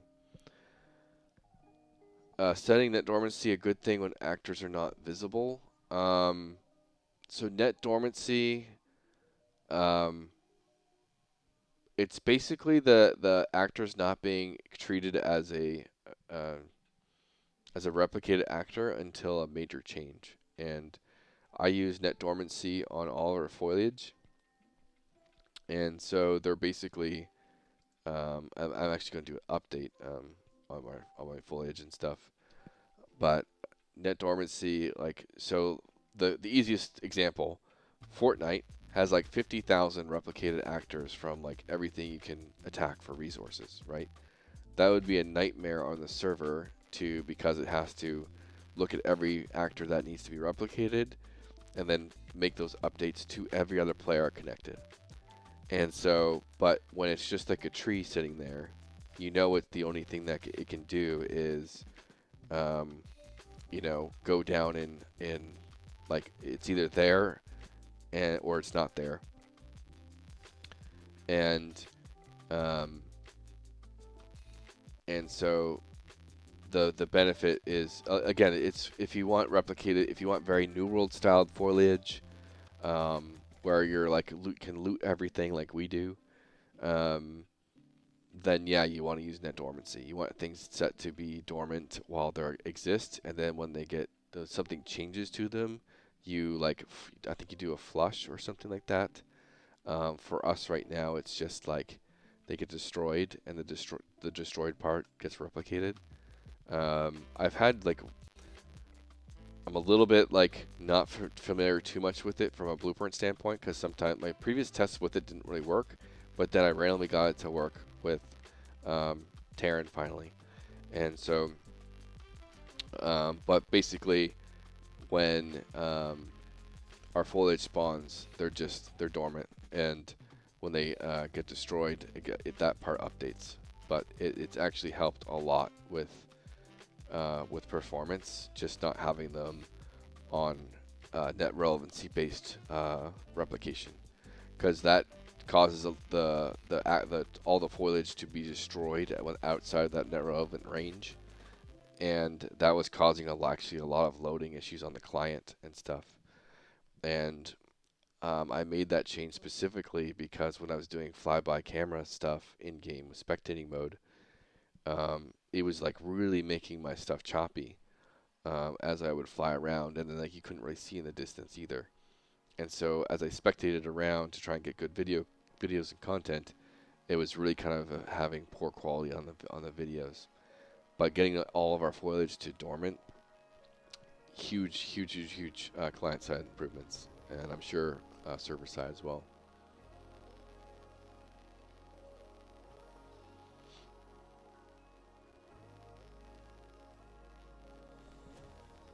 Okay.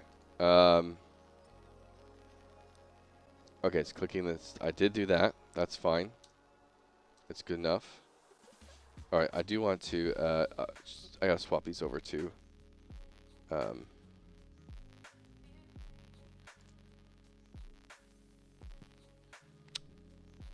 my patch notes section.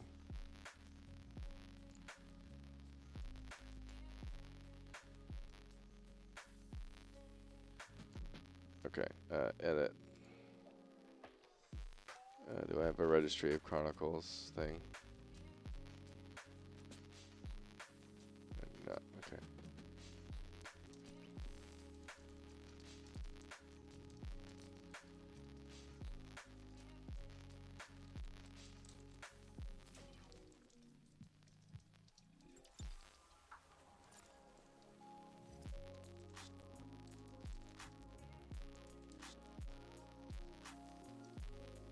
Um,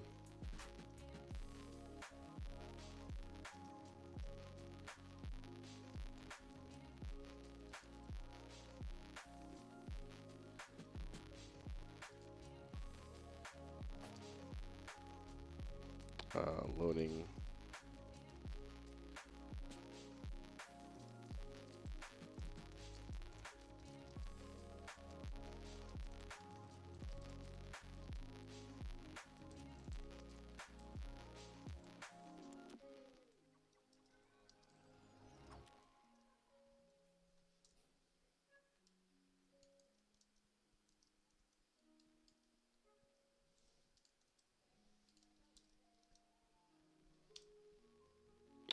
Okay, I could probably figure something out for that.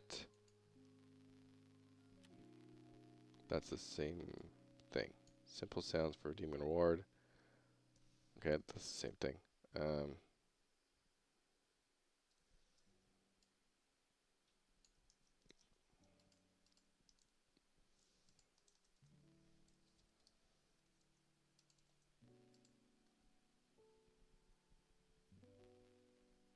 All right.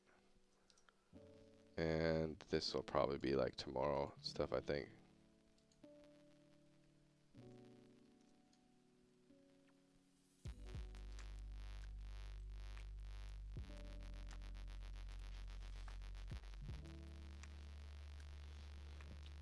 But yeah, net relevancy is really good, obviously. And like, I think I may have explained this to you before, but I've segmented our two different levels. So this is the newbie yard, and then over here is the other main level.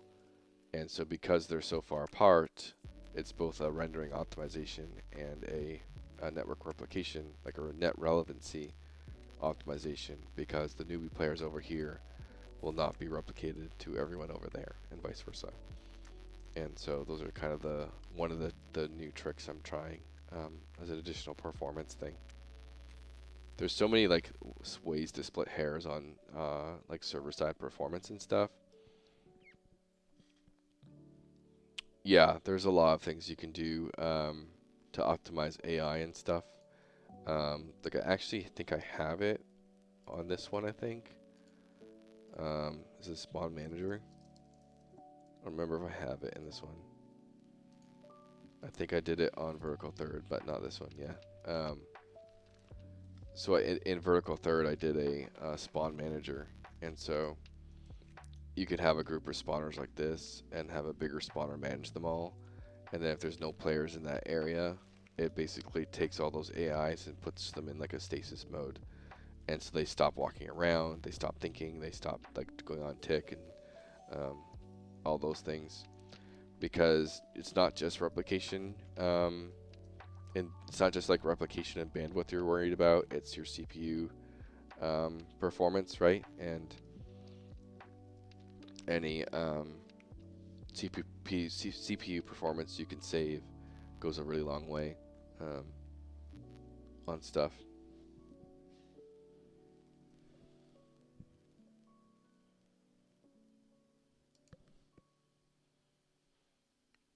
All right, that's really cool. I hit some of my goals here today with the registry system, and so tomorrow I'll be giving this a bit of a fresher look. Even if it's basic, you know.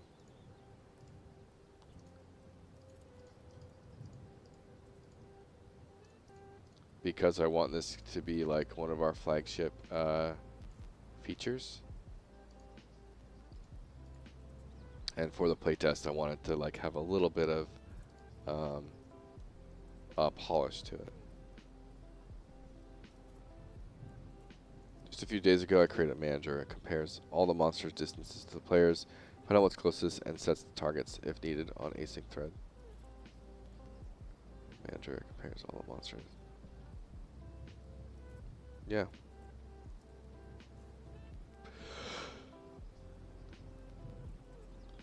Well, yeah.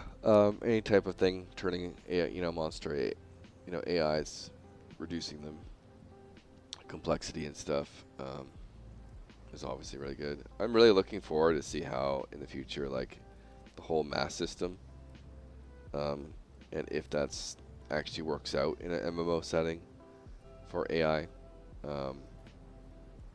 I think that could be some pretty big CPU gains, and there's potential I could have almost double the amount of enemies if the mass system works out, because it's all like the optimized memory, whatever it's called. I think Unity calls it ECS and stuff. I know there's like a word for it. I just can't. I'm blanking.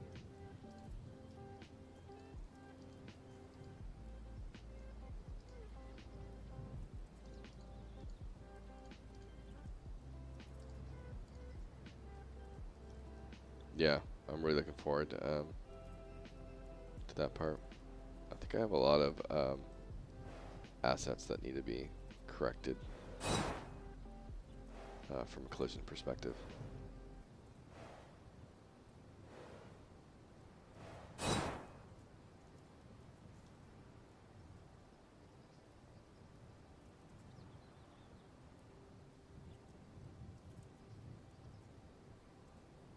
Yeah, I really like how this looks. I even like the new U, and this little layout I did is also nice.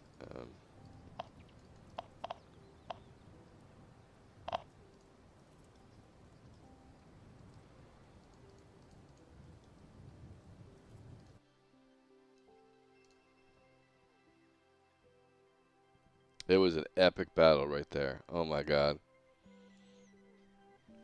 Smack the bear.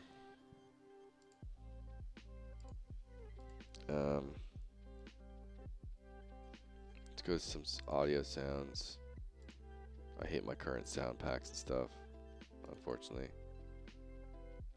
Miscs.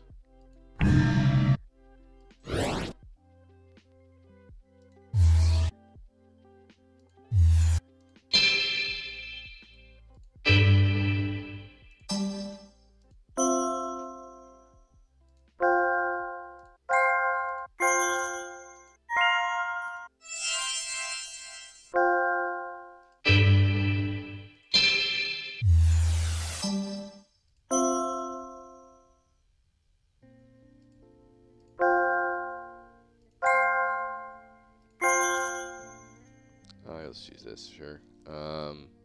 Duplicate. Registry. Chronicles. Redeem.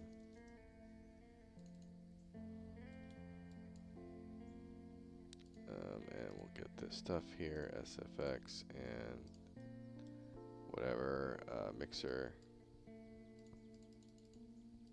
How many of these things are there?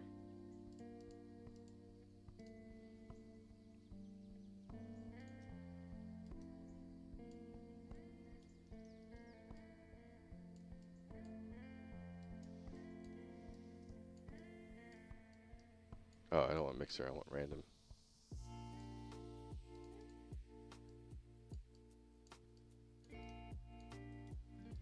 And then I think it's enveloper.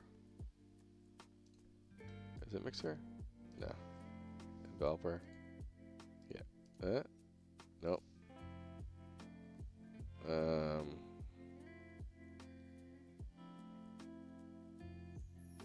modulator? Yeah.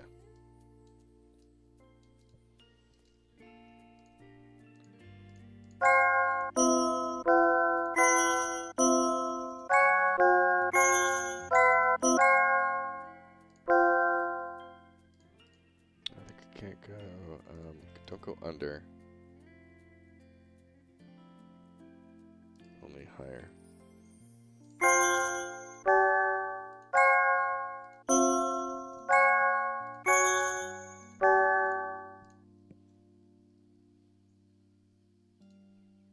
Alright, and then object.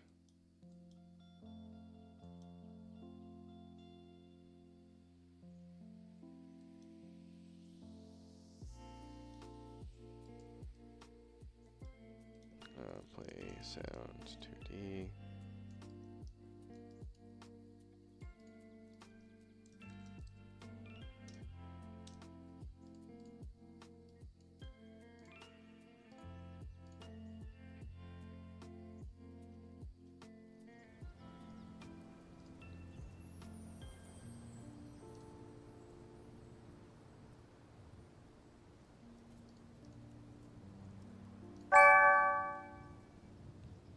Good enough. It's a little loud though.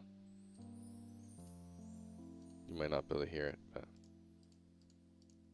it'll be a surprise. I swear.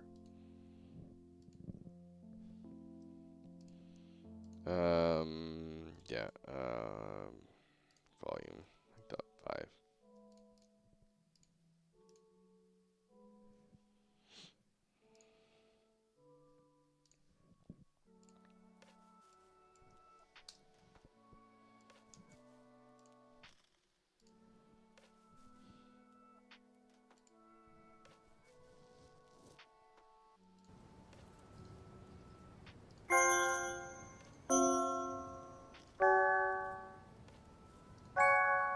There you go.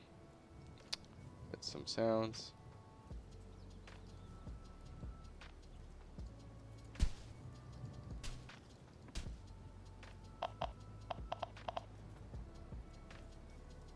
I think I need to do that sound as well for, let's go to,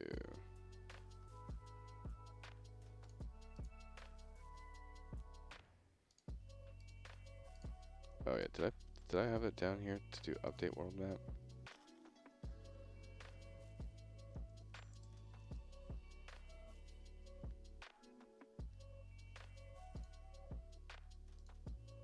Yeah, okay. Okay, widget world map.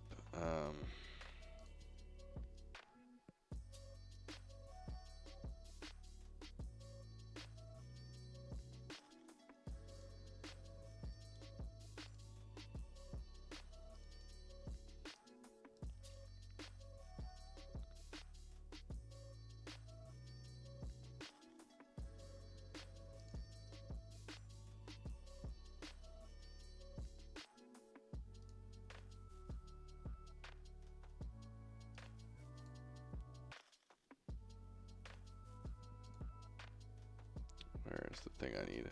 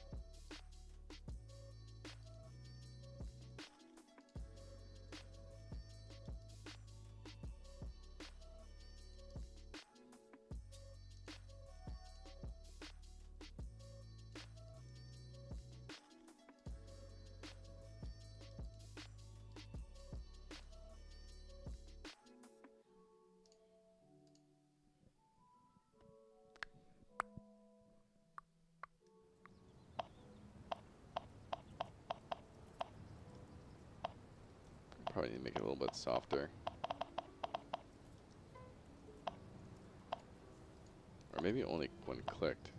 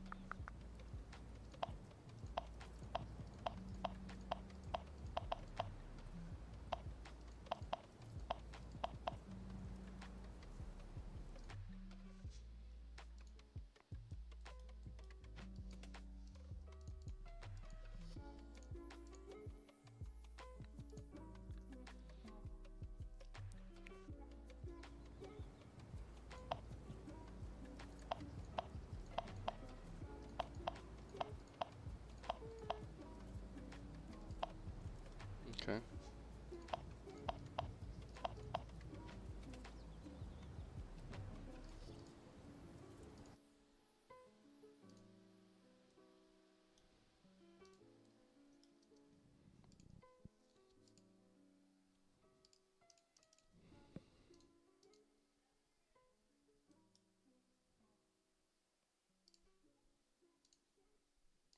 Mm-mm-mm.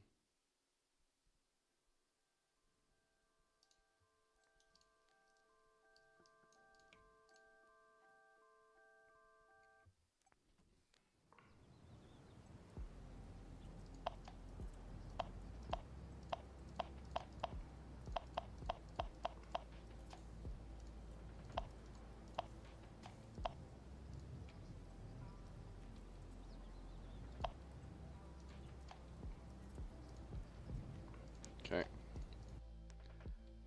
Again, just little polish things I'm doing right now.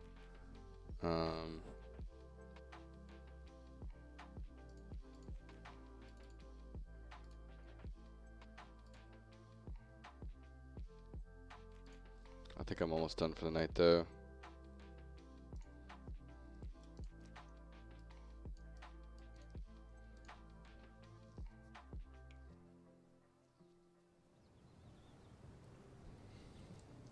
We'll see how much I keep going for. Hey, what in that? Oh, that's for these ones, right?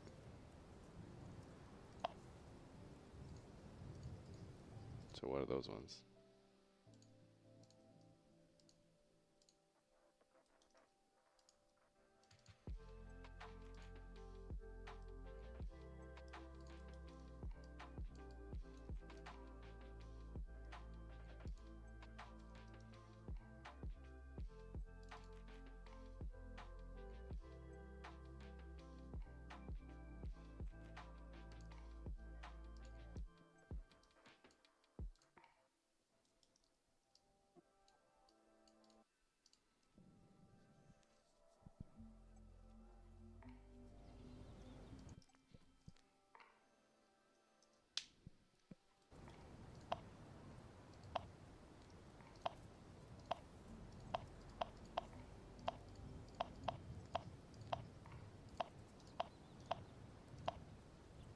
Yeah, I like it. Close button. I like started on a lot of just random UI stuff for like template buttons and things. Did I do something?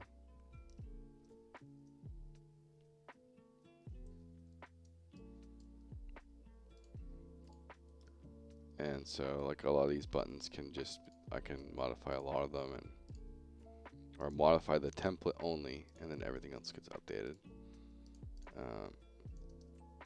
Wait, did that just, that didn't,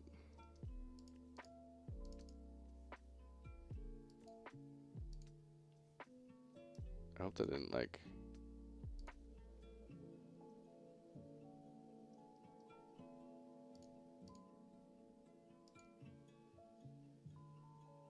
I don't remember what I clicked. Is it something like this?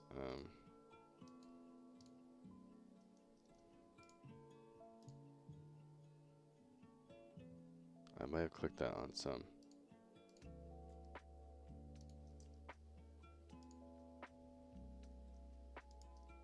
Just gonna check everything out.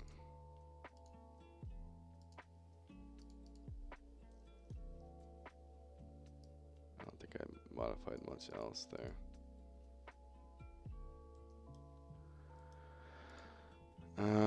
All right. Okay.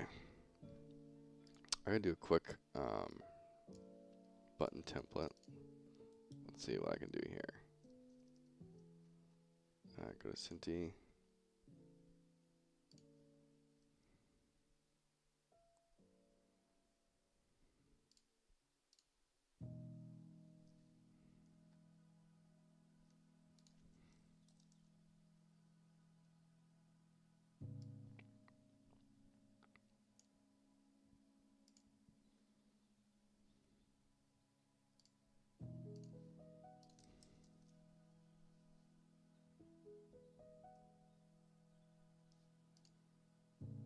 I can't remember. I think I need to do like this here,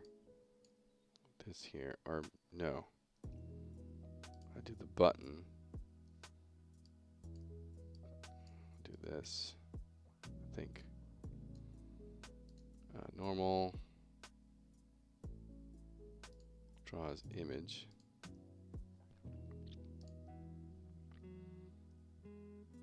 And I might need to combine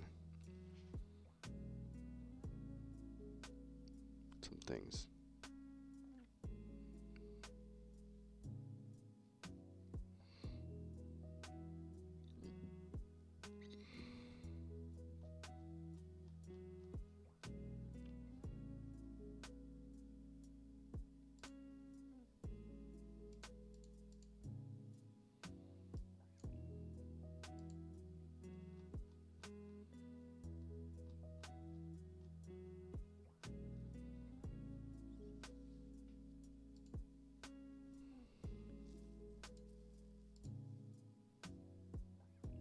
Well, change AI to 1 damage and disable stun. Testing just got less stressful. Yeah, no kidding.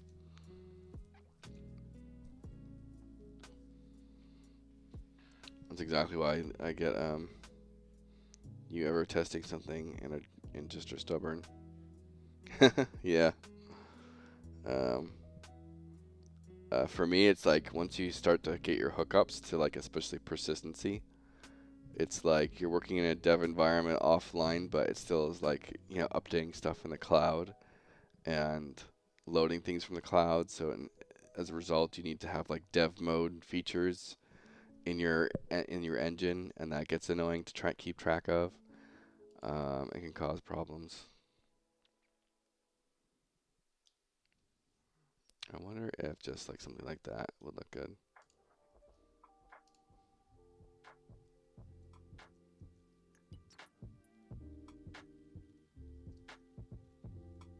Does not look good.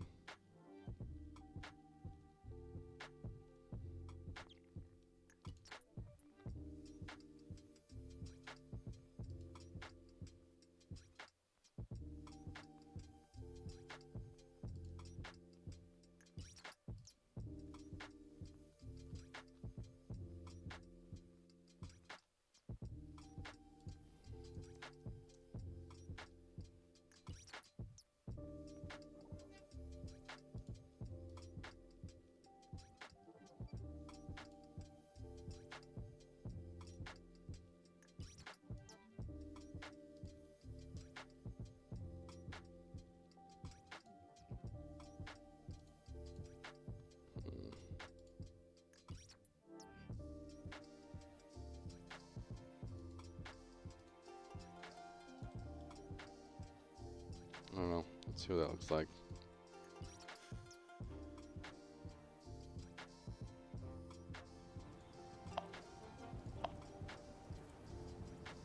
It's not terrible.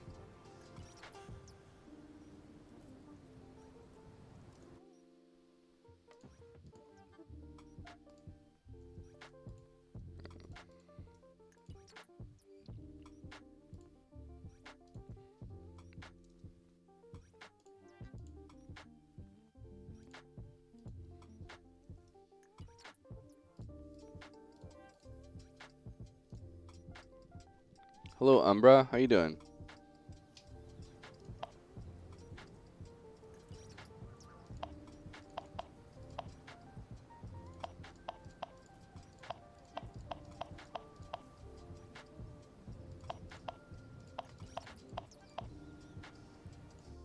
I can make them slightly bigger.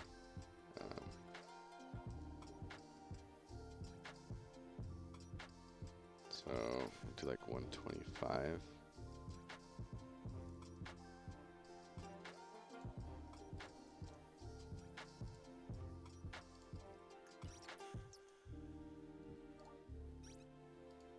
Maybe 50. Ooh, too big.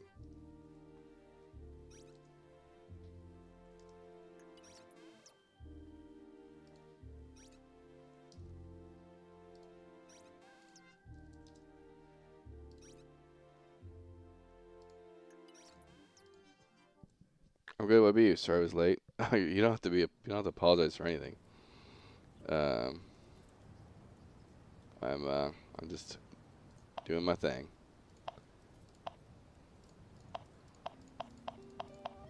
All right. Yeah. I like this.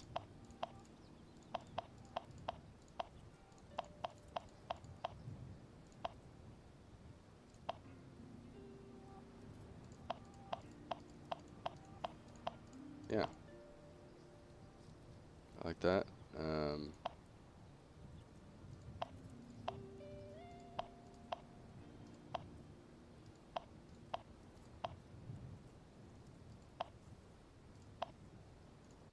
And then I'm gonna need a border, I think.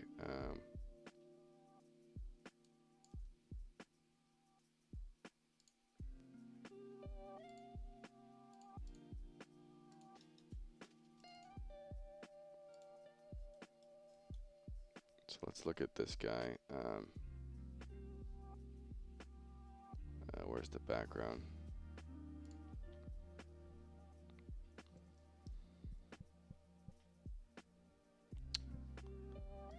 I don't think my current backgrounds are gonna work. That's not gonna work for sure.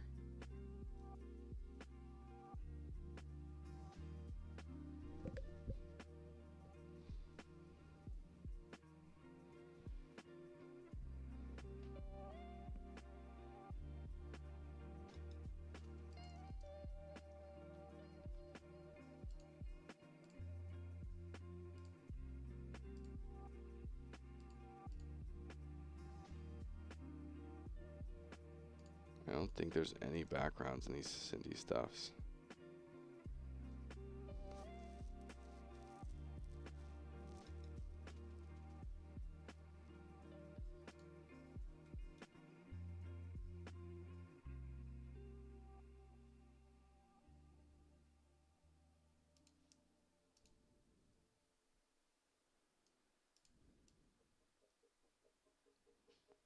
I mean, that's not that bad.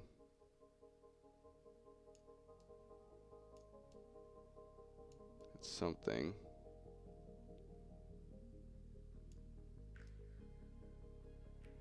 A bit darker.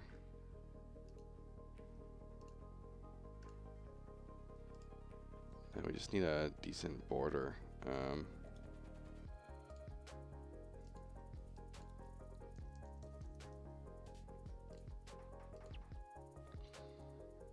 We'll make this slightly bigger. It's like 1250 by 650. Center it. 1.5.5. and then border.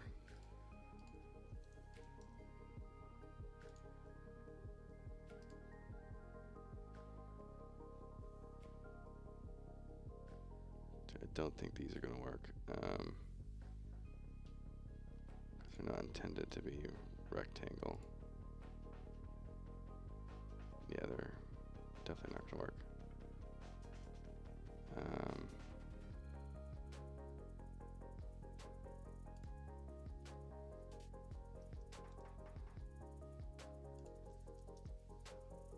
Oh, yeah, take that off.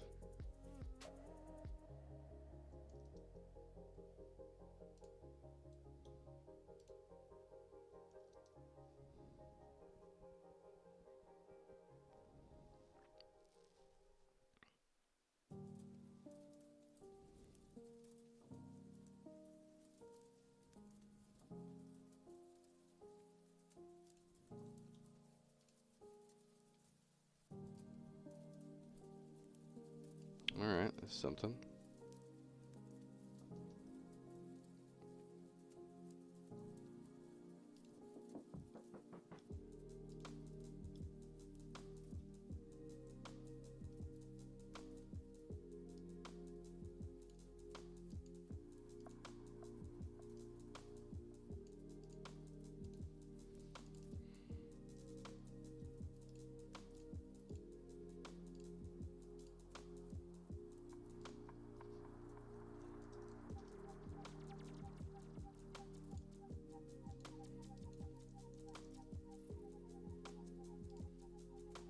Alright, this we're going to just do here for now.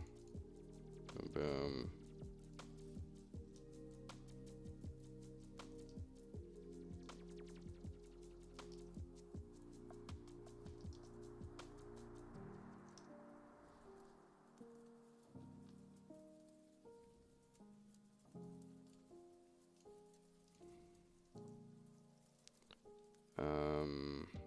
Angle.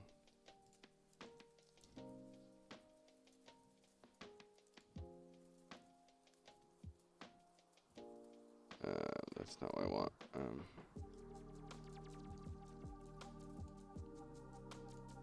Is there a left one? Or a right one?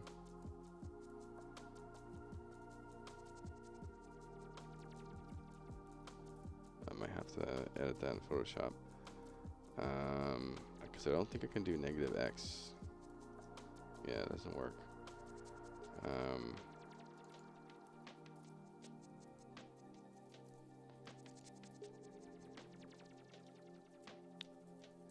Let's do a quick export.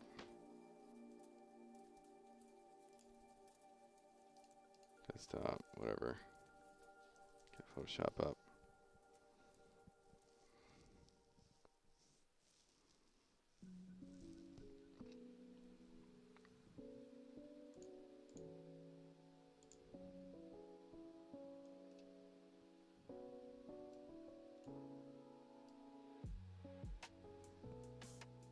I don't remember what it was called here.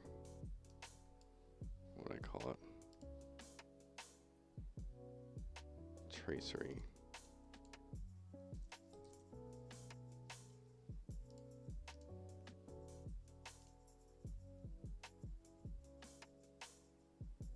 Transform, flip horizontal, save as, or just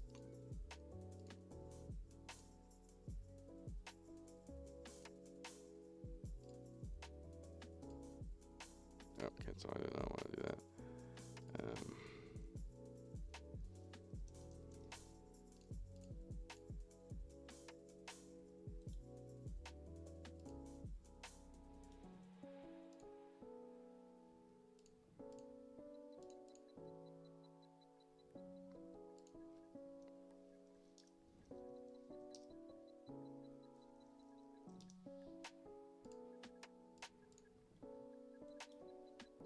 Alright, getting better, getting better. What other elements we got here?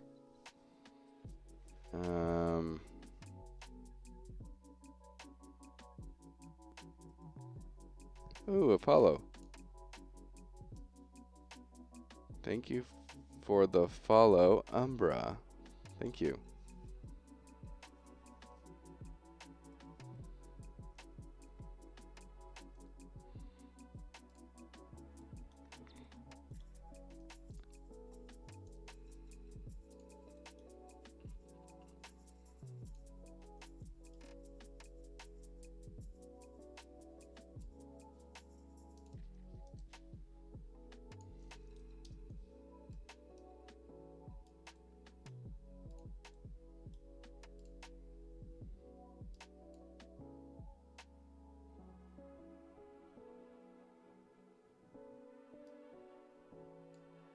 This is being weird.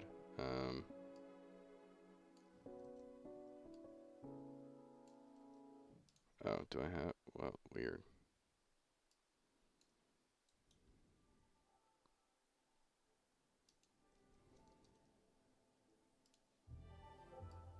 Very strange.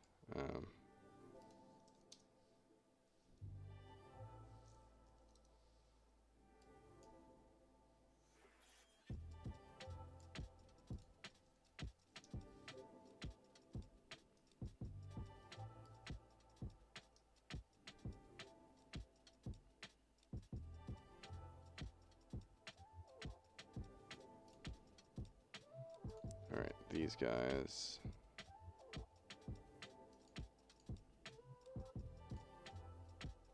Need to move down.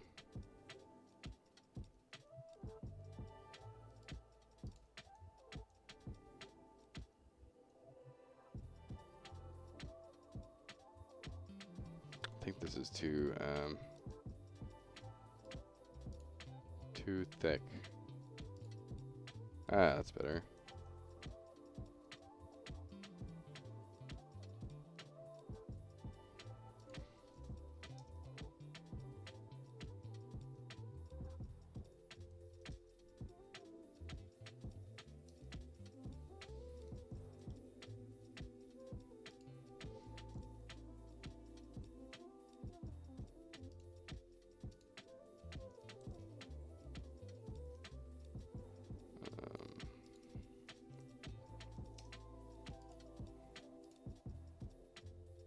This is top. Duplicate. Bot. Angle.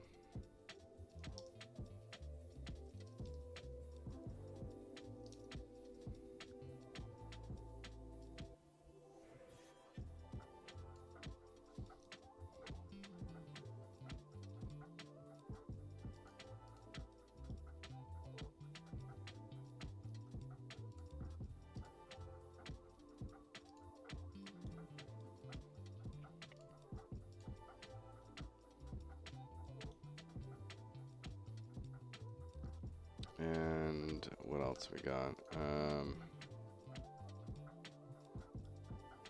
It's looking much better.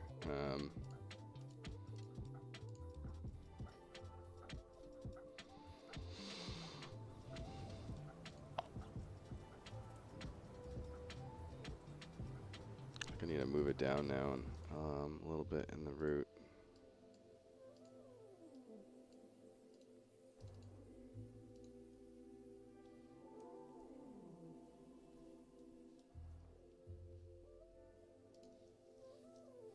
Center screen it now. I was trying not to block your health and stuff, but people are mostly doing this when it's not in your face.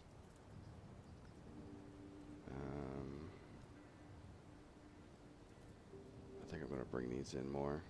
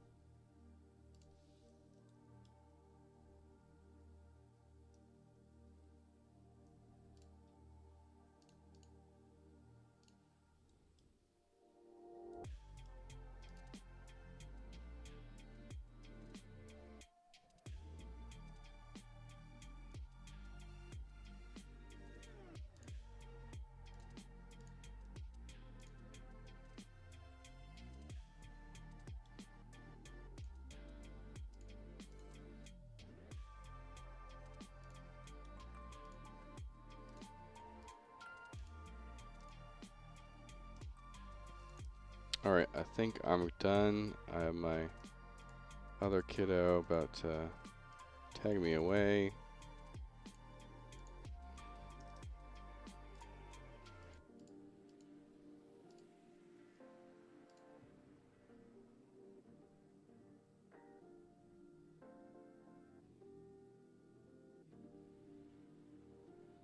And I will continue some of this tomorrow.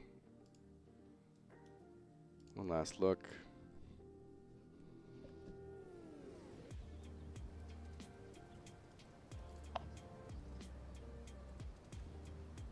So I definitely need something like to hide this little bar thing up here, so I'll try and figure out something for that.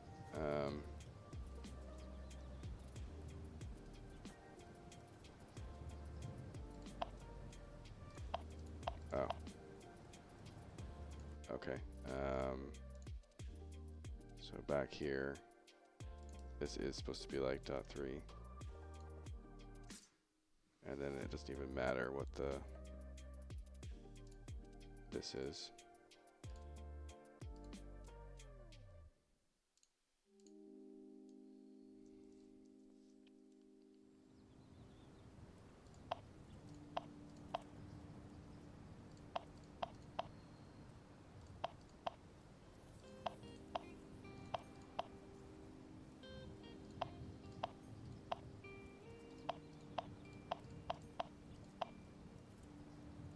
Yeah. I just think I need a little border. And like maybe I might need like a little thin border here. And that I might need to expand it, the background, just a tiny bit. Because it's feeling a little claustrophobic on the top sides.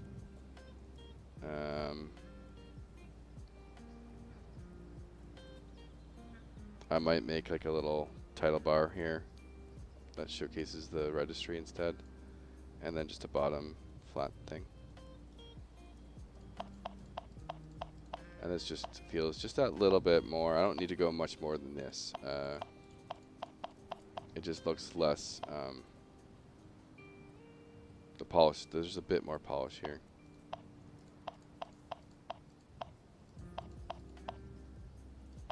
And that's all I'm looking for. Cool. Well, the Registry of Chronicles, I think, is almost ready for the test at the end of the month. All right, so just anyone that's just come by, I am Christopher Main. I am building an indie MMO. It's Ruins of Tearyn. It's a classic MMO from like the 1999 to 2004 era. We're building a like we call it EverQuest and Wild Had a Baby, but modernized to more standards that you would have today. Our player expectation standards, like world map and a little bit of solo content and things, those type of things. Lots of content on our YouTube channel. Please wishlist us on the Epic Game Store. And most importantly, we have at the end of the month, from the March 27th to the 29th, a public playtest that we are inviting everyone to go to. And we're trying to stress test. We're trying to create a new trailer. We're trying to get a lot of just a little bit of notice out there for us as we do our rounds for trying to raise money through publishers and such. So you can do anything for us. It's wishlist and show up for the playtest at the end of the month. You can download the demo on the Epic Game Store to participate with the playtest when our servers are online. And with that, I appreciate everyone watching, and I'll catch you tomorrow. I'll be streaming quite a bit throughout all of this month as I prepare for the playtest at the end of the month. So feel free to stop by anytime, ask me any questions you might have, and I'll be yapping away. I can answer questions about Unreal Engine or Ruins of Tearyn itself, Vertical Third, or Unreal Engine itself. I'm also educator, as I did for the major courses on the Epic Games Game Design Professional Certificate on Coursera. And so I love teaching anything about Unreal, game design, game production, game development, all these different things, all the above of making games in that category. So I'll catch you guys on tomorrow.